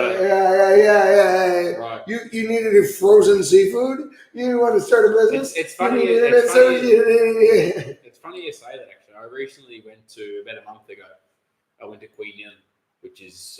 I love that city. Yeah, Queen Yin is... It's a great city. It's about 5 hours south of Queen Yin. Yeah. Quite a long drive from Play. But we went there, and there's a couple of famous beaches there. But to get to the point, we were in the car, all of us, and there's this guy riding on a motorbike next to us. We're going to this famous beach in that city. And there's this guy lining the window down, and we're going 60 k's an hour, and he's going, where are you going? You're going to the beach, aren't you? I've got a restaurant, I've got this boat. What are you guys looking to do? You want a tour, or you just want to like buy the tickets and whatnot? He's like, I got it for you. And we're just like, at first, it's sort of like this guy's a scammer, but no, he's just busting his ass. Like he's getting his foot in the door first, because he knows that when we get to the destination, we park our car, there's going to be a lot of other people busting their ass to sell it to us. He might as well ride up next to us on a motorbike and take his, he's doing us a favor because he did give us a good price, and he's taking his little car. Like he's just doing what he needs to get it by. Right. You can't really advertise better than that. Why not ride next to the car on a motorbike before they get to the destination and be like, what do you guys need there? Like that would not fly back home. That's like, do not trust scammer. No, he's just getting it done. Really. But that's standard MO in Vietnam. Really? Yeah. Instead of I sort of at first you're sort of like he's a scammer, but he knows at the end of the day, like we're going to rock up there and know what the average price is anyway. So a lot of the time they are actually giving you a good price. Most of the time, yeah. He said to us, look guys, it's this much. I'm willing to give for this much in advance. And naturally you do think like, I cannot trust that. But it was all golden. He took care of your own experience. Yeah, in that experience it was good. So he was just getting it done. So like, it's a good example of someone who's just like, if we didn't wind down the window, he's got no customer that day. He might ride up to 20 cars and they don't, they just keep going. But he's just there. They're getting it done based purely on commission. Right. Just that work ethic is just that, just takes that split second of someone to wind down the window and then you start talking and then you sort of break that barrier of it being like, you're trying to take us for a ride to like, all right, cool, this guy's sound. And then, he's made his money for that day. We've bought something we're going to buy regardless anyway. So there's definitely a big gap for sales over here in terms certainly just due to the raw competitiveness. Right. Now, and to use American words, I would say like the equivalent of an affiliate program. If you imagine like, buy your Casper mattress, sign up for Dashlane, whatever. Use the promo code, blah, blah, blah, blah, I blah. think we just sugarcoat everything a little bit too much. Yeah. Hey. And by the way, being an affiliate or distributor program, et cetera, et cetera, I'm all about all that stuff, okay? And I was a former pure commission sales guy, okay? Which is a whole nother gamut of fun. Meaning you need like a 1099 tax form, and then you got to like sign up with one company, contracts left and right, and employee agreements, et cetera, et cetera, et cetera, et cetera, et cetera, et cetera. Okay, but what Vietnam is in between the idea of an affiliate program and a pure commission program. It's just like everybody can get like a cash kickback at any time from anybody under all circumstances in all industries, always. Whoa, that changes the game. That's a game changer. It really is, right? The kickback is a very big thing in Vietnam. Yeah. So call would be kickback. I guess I could use that English word. We don't really have a word for call but it's kind of like kickback. Yeah. Yeah. I love it. I think that it just makes economies more flexible. It makes the world more flexible. It makes everything better. It makes everyone more hungry too. Yeah.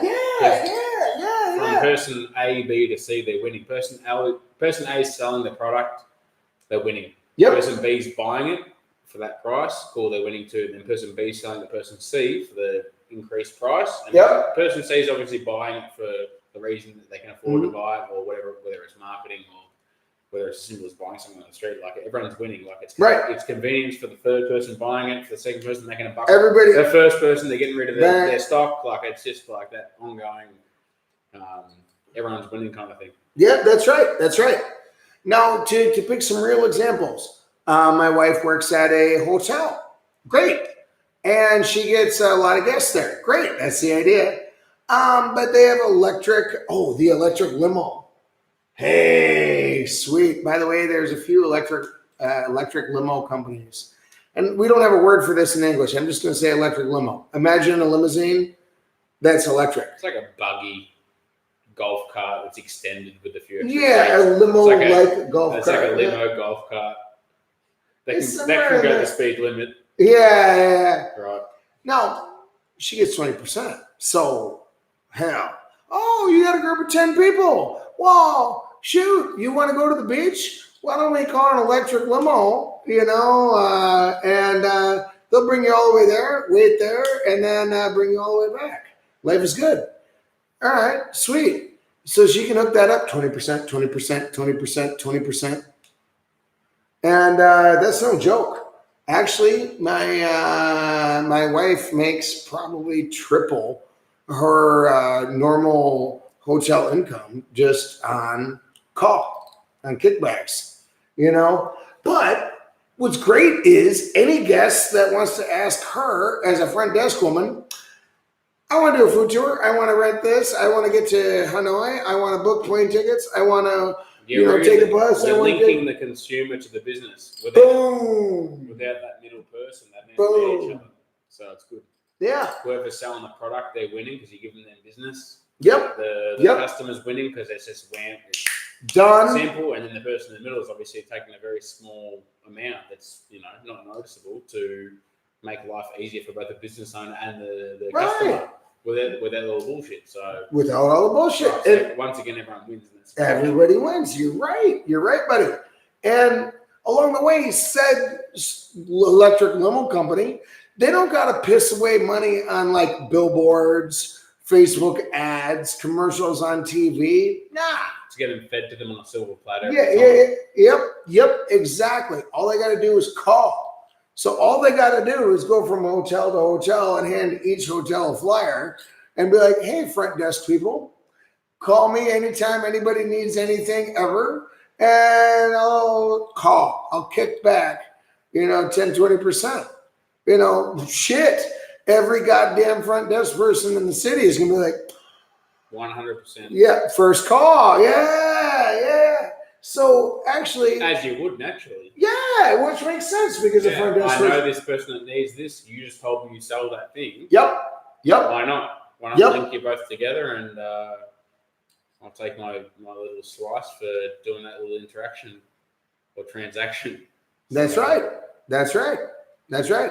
It's good. So as a result, again, the net effect is everyone's a salesman and everyone's making money and everyone's happy and it saves like advertising resources. It saves bullshit and it just works.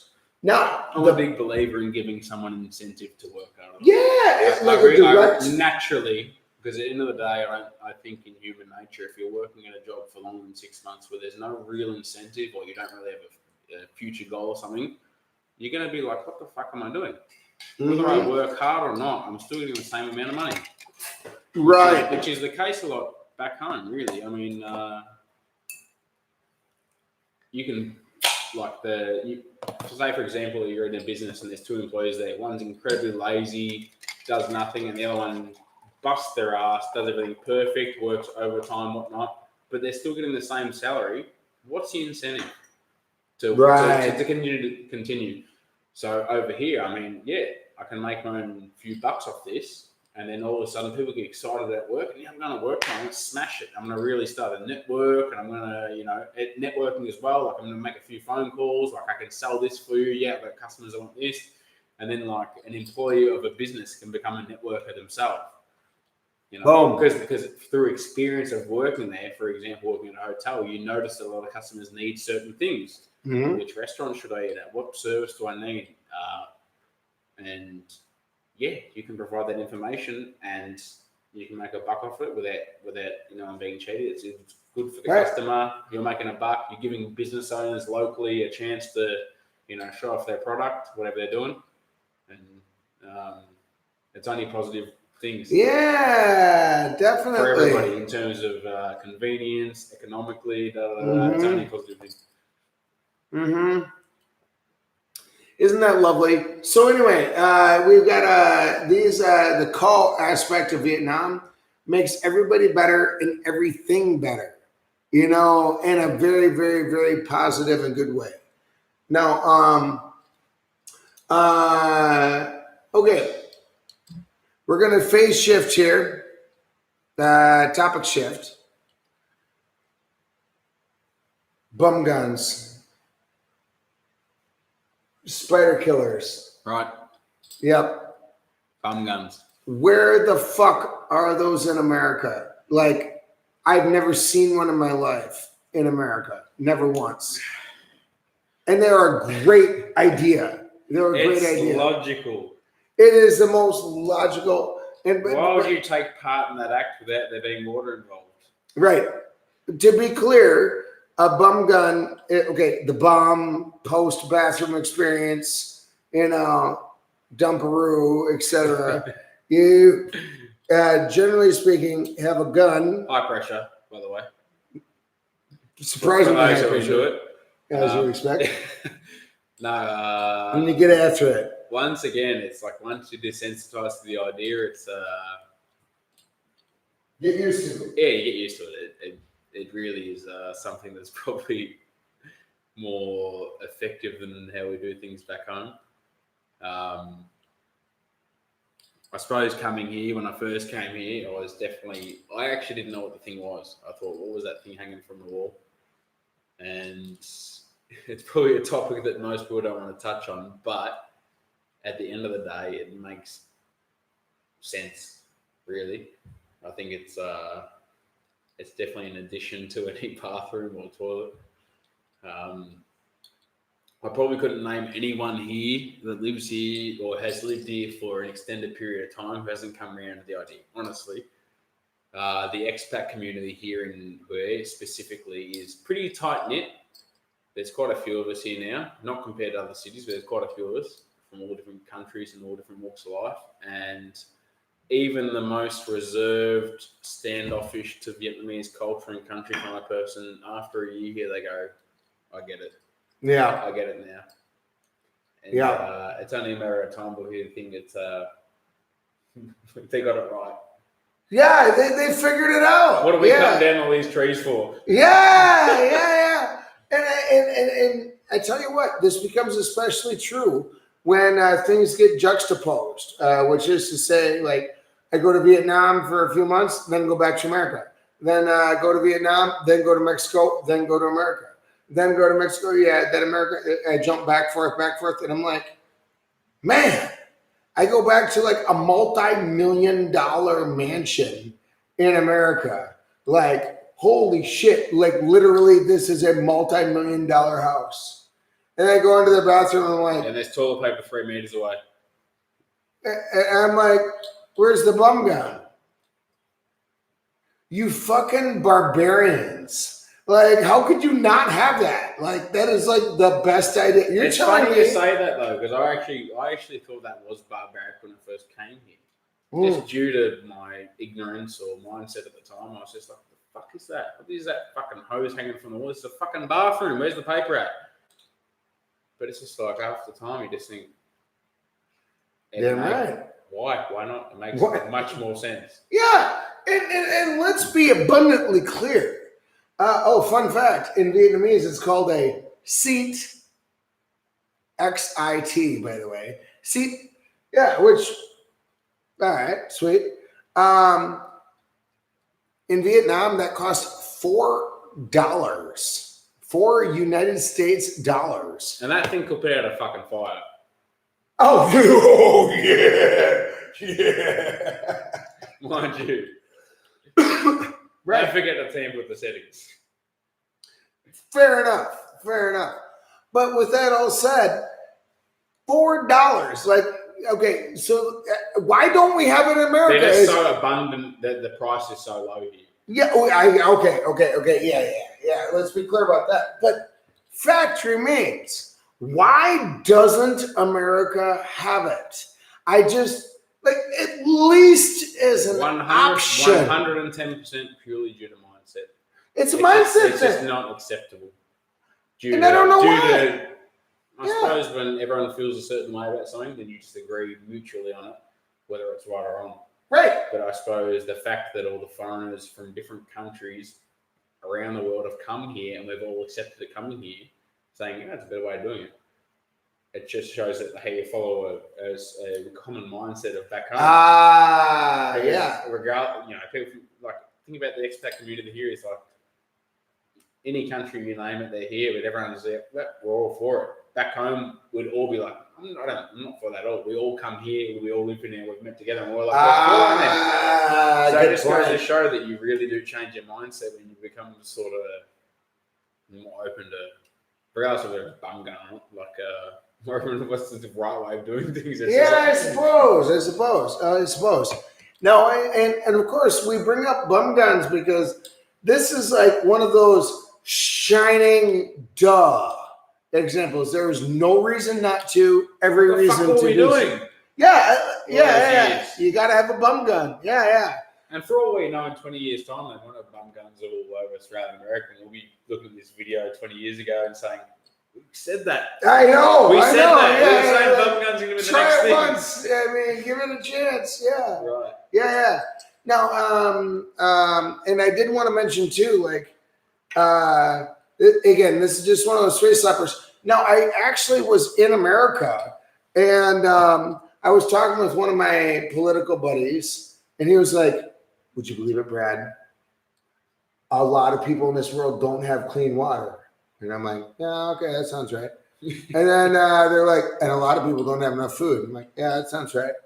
And a lot of people don't have sufficient amounts of toilet paper. Yeah. Would you believe it that a lot of countries don't have any toilet paper? Right? I'm like, that I believe. Yeah. Actually, you don't need any. As a matter of fact, I use 0. Yeah. And he's like, oh my God. And it was just brain matter splattered all over the back wall. How do you get by without toilet paper? I'm like, fuck. Barbarians use toilet paper. Would you use corn husks? He's like, that sounds barbaric. And I'm like, right. Yeah. So anyway, the bum gun, yes, it exists in many parts of the world, but it just so happened in my own experience to only occur in Vietnam, and I have never seen it in any other country. But it's a great idea with 0 downsides. $4, get it. See for yourself. Type in bum gun into YouTube. You'll see what we mean. Yeah. Okay. Subject change. Delivery. Okay. Delivery of shit. Okay. Now, in America, we understand what delivery means. That means stuff gets delivered to your house. A good example of this would be, would be like Amazon packages delivered. All right, so far so good. That makes sense. Pizza delivered. Sure, that makes sense. Probably 3% of restaurants in America deliver. Makes sense. We have Grab Food, or well, I don't know what we have in America. I wasn't there and I never ordered it. But I want to leapfrog here and just get to the point. What is?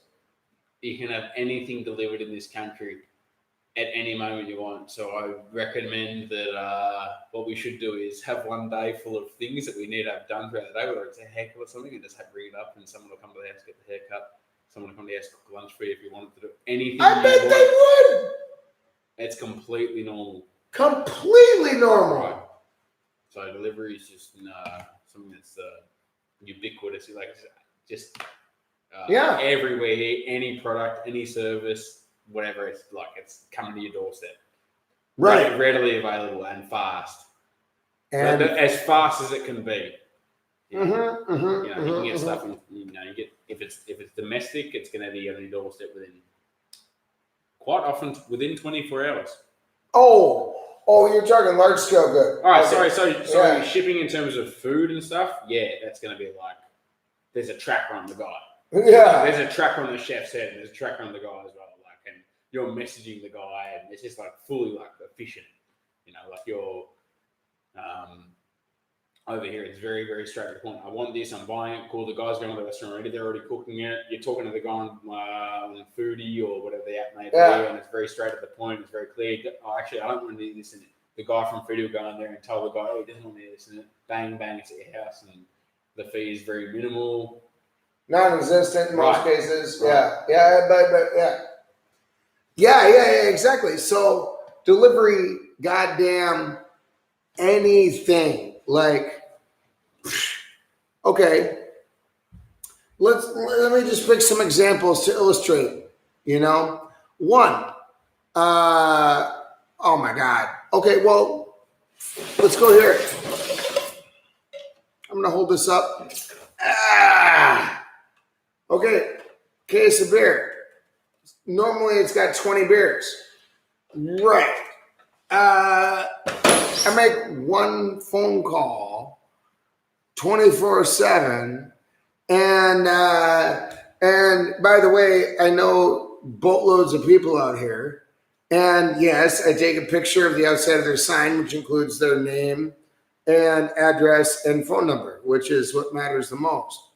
So yeah, I pick up my phone, for example, during my party.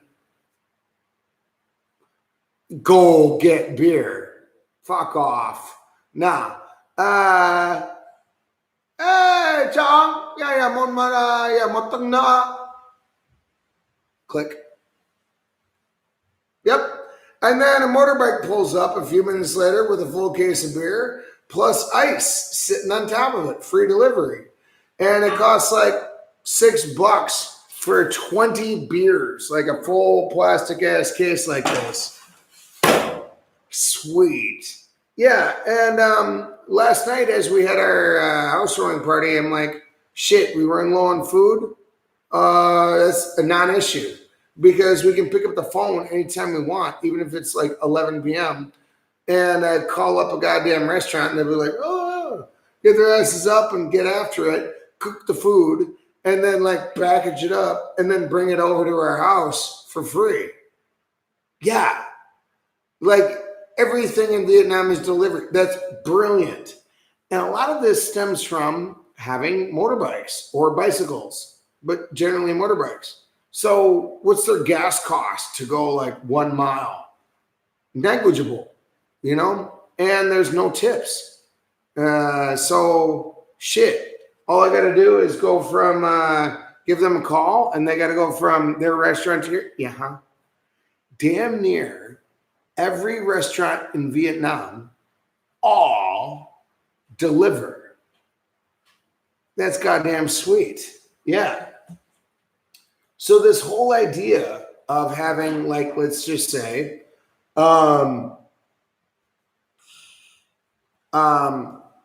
delivery service to a restaurant in Vietnam is obvious.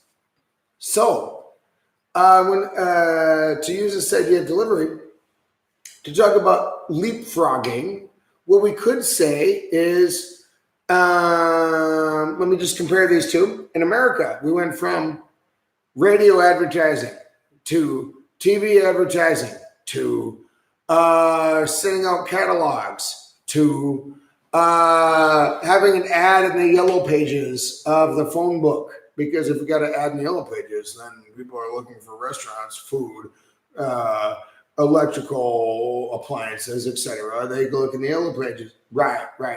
And then we got to the trend of websites. And then, which is awesome, by the way, you got to have a website so that people can click on that. Yeah.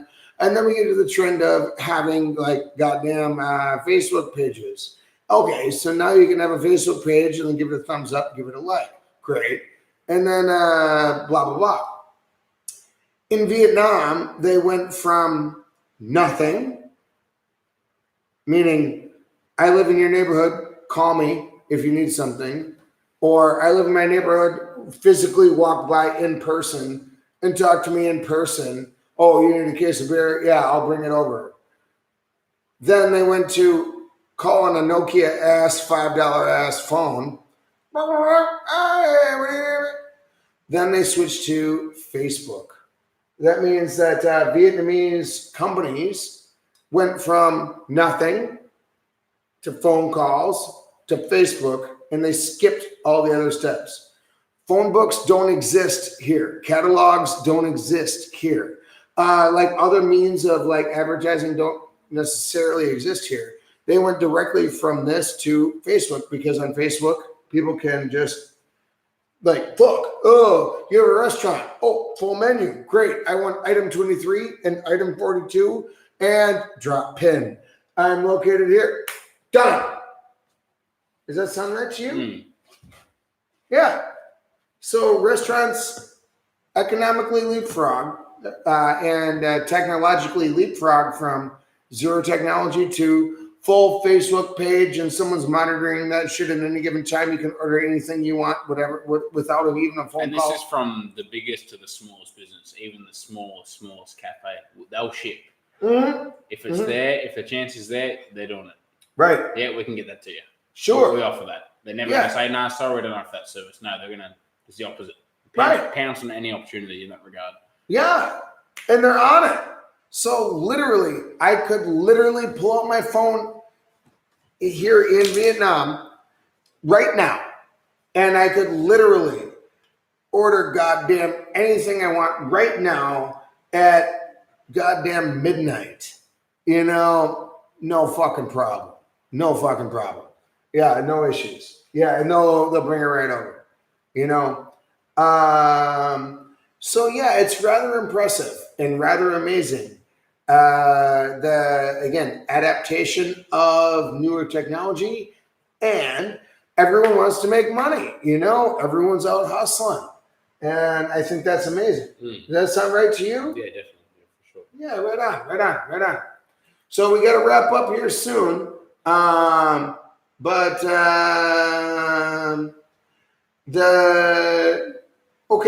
we'll hit one last topic here. Renting, gaming centers, renting karaoke rooms, private movie theaters, and renting rooms, you know, in that sense. We do not have that in America.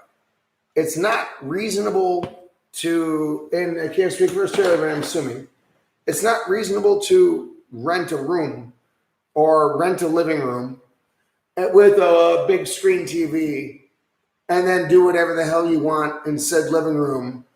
That just doesn't exist. Karaoke rooms just don't exist. Gaming centers, which is to say you go into an area, rent a chair, so to speak, by the hour, and then you can play on a top end system any game that you want. I'm sure it exists somewhere, but I've never seen it once in my life. In America, that is. But in Vietnam, that's up the yin yang. That's everywhere. You can rent anything. Why bother buying a professional computer at home? Because the most expensive place in Vietnam, like the most expensive gaming center with the top of the line, cushiest chairs in the VIP office, swiveling everywhere with a call button, soup, food, drinks, beer, waitress, fucking top of the line, like 200 megabit internet, on a top of the line machine. The most expensive thing that you could possibly find is 60 cents an hour. I found it, by the way. Yeah. You got anything more expensive? No? That's the best you got? All right. Well, I'll take 3 hours. Do the math. Yeah. That's Vietnam. Does that sound right to you? This is a topic I don't know too much about, but I definitely believe what you're saying for sure. Ever been to a private theater? No. It works like you think it is.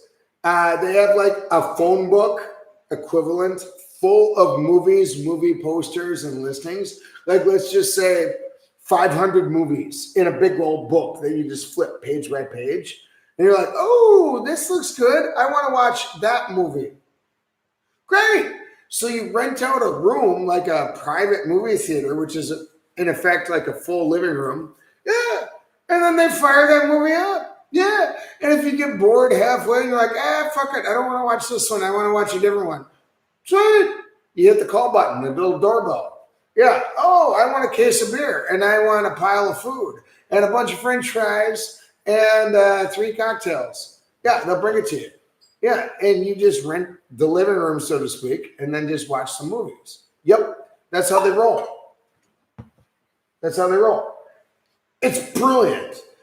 To put some data points in there, it'd be the equivalent of like a 2.5 hour movie would cost you like $6.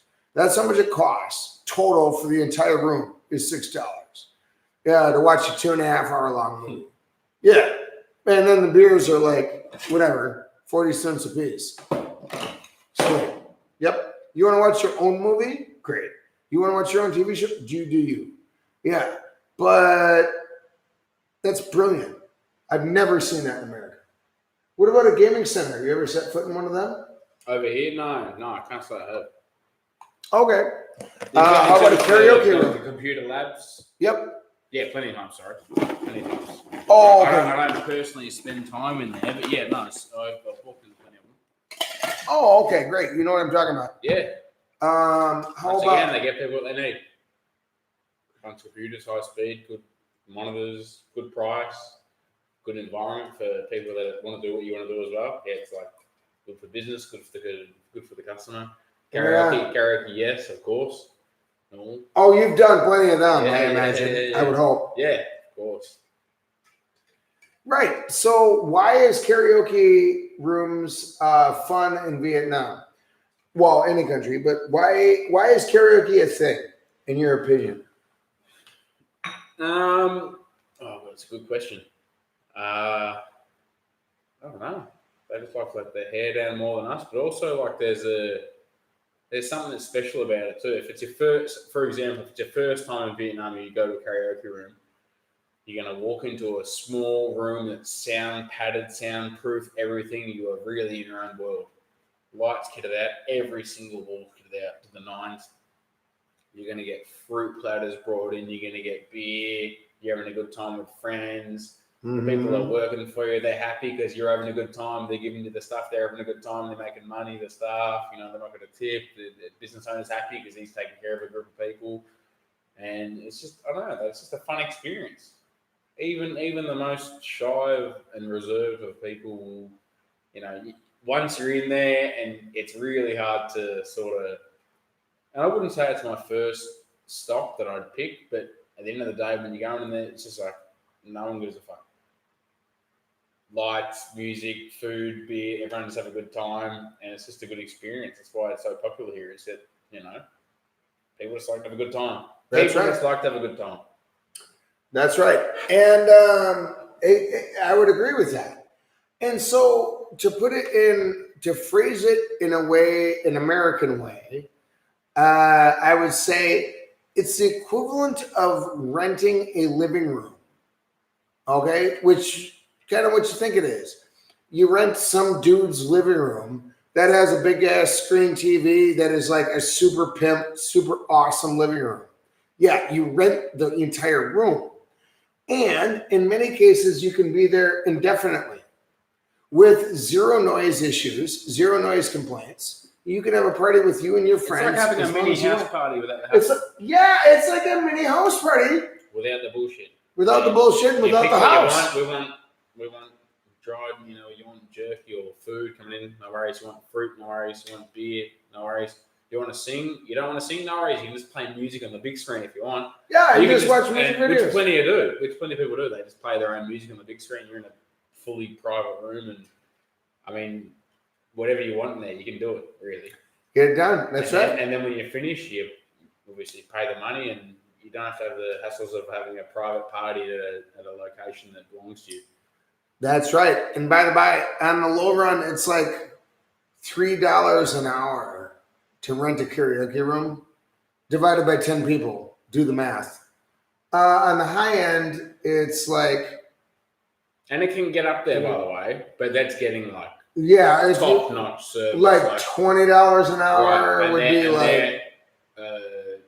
one staff to one patron kind of thing. In that kind of venue. Right. It's literally like that kind of service does not exist in Australia unless you're like, it's like a VIP service. That's the thing here. They like their VIP service. Yep. So, either way, it's reasonable to have a party in Vietnam with your friends under all circumstances. You don't have to like ask your parents, hey, can I have a party on Thursday at this time with these people? And then I promise to clean up afterward. And never got that happens. Going back to that topic earlier of being able to pull stuff from different businesses into where you are. If you're at a coffee shop and you're hungry, you can order pizza, no worries. If you're in a karaoke and everyone says, we're hungry, we have to go somewhere. No, you can just call it from there. It's going to come to the doorstep. The business owner's not fast at all. It's there within 5 minutes, and then you can not change venue, and you get everything you want where you are. Right. That's a phone call away. It's going to be shipped. No one's offended. Everyone's happy. Good to go. Let's not overcomplicate things. That's right. So let's say you rent a living room rent a karaoke room, in Vietnam, and let's just say they have no kitchen, no food, no service, and they ran out of beer. They have nothing. They have jack shit. But you hit that call button and you're like, hey, we want another case of beer and we want ice cream and we also want 5 bowls of Bun Bo Hue. Cool. Yeah, he'll make it happen. Right? They love consuming in this country because no is not an option. That's right. No is not an option. So sorry, we can't do that. Nah, they'll make it work. Yeah. So either way, karaoke rooms are an example, yet another example of what they have in Vietnam that just does not exist in America or in a lot of any other country I've been to. But it's a great plan. Everybody's winning. Everyone's winning. And you don't bother neighbors. Life is good. And you have no cleanup afterwards. From the consumer's perspective, I'm like, fuck, I can have a house party, but by renting a goddamn room of some kind, and then everyone pays their fair share, and I walk out of there, it cost me damn near nothing, and I just effectively hosted a party with zero cleanup, zero dishes, zero issues, zero order anything in, zero sourcing anything, zero planning, zero. You're supporting local business. You're creating jobs. It just magically just happened. Right. All I did is show up at this one place, and everything is instantly handled. That's what Vietnam is. It's awesome. I mean, and that's a good ending point right there, man. I mean, it's hard to sum up everything we just said in 3 hours, but shit, man, it's just easy. Is that a simple adjective to use? It's just easy here. Yeah, it's a great country. It's a great country. Well, sweet. Well, we got to wrap up, you guys. Thank you so much, for your attention and time. And yeah, Sam and I both just have great opinions about this darn country and about everything they have going on out here. And for a person that wants to dig in and get to know it and see the deeper side, Vietnam, you have a lot to, you as a world traveler, you as a curious person have a lot to learn. And I suppose for anyone watching who hasn't been here or plans to come here or has been on holiday, that they have any questions, ask. And for those people who are watching and know a thing or two about here already and disagree with what we say, put it forward so we can talk about that. Because I'm sure there is a few people out there that have an opinion on something we might agree with. Put it out there. It's all good. A good chance to sort of talk about any topic here. Go for it and tackle it. It's a good way to put a few things, put a few things to rest about the country and put it simply about how things actually are here. It's a good topic to talk about, so I reckon go for that. Yeah, we'd appreciate that. But in the meantime, appreciate your guys' loyalty. Appreciate your guys' checking us all out here, in the meantime. And we got way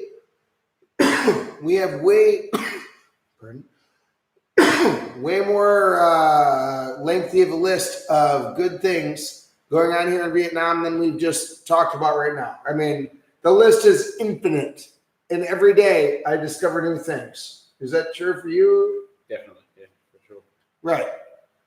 So anyway, thank you, everybody, and we got to get running, but enjoy your trip if you plan on coming here.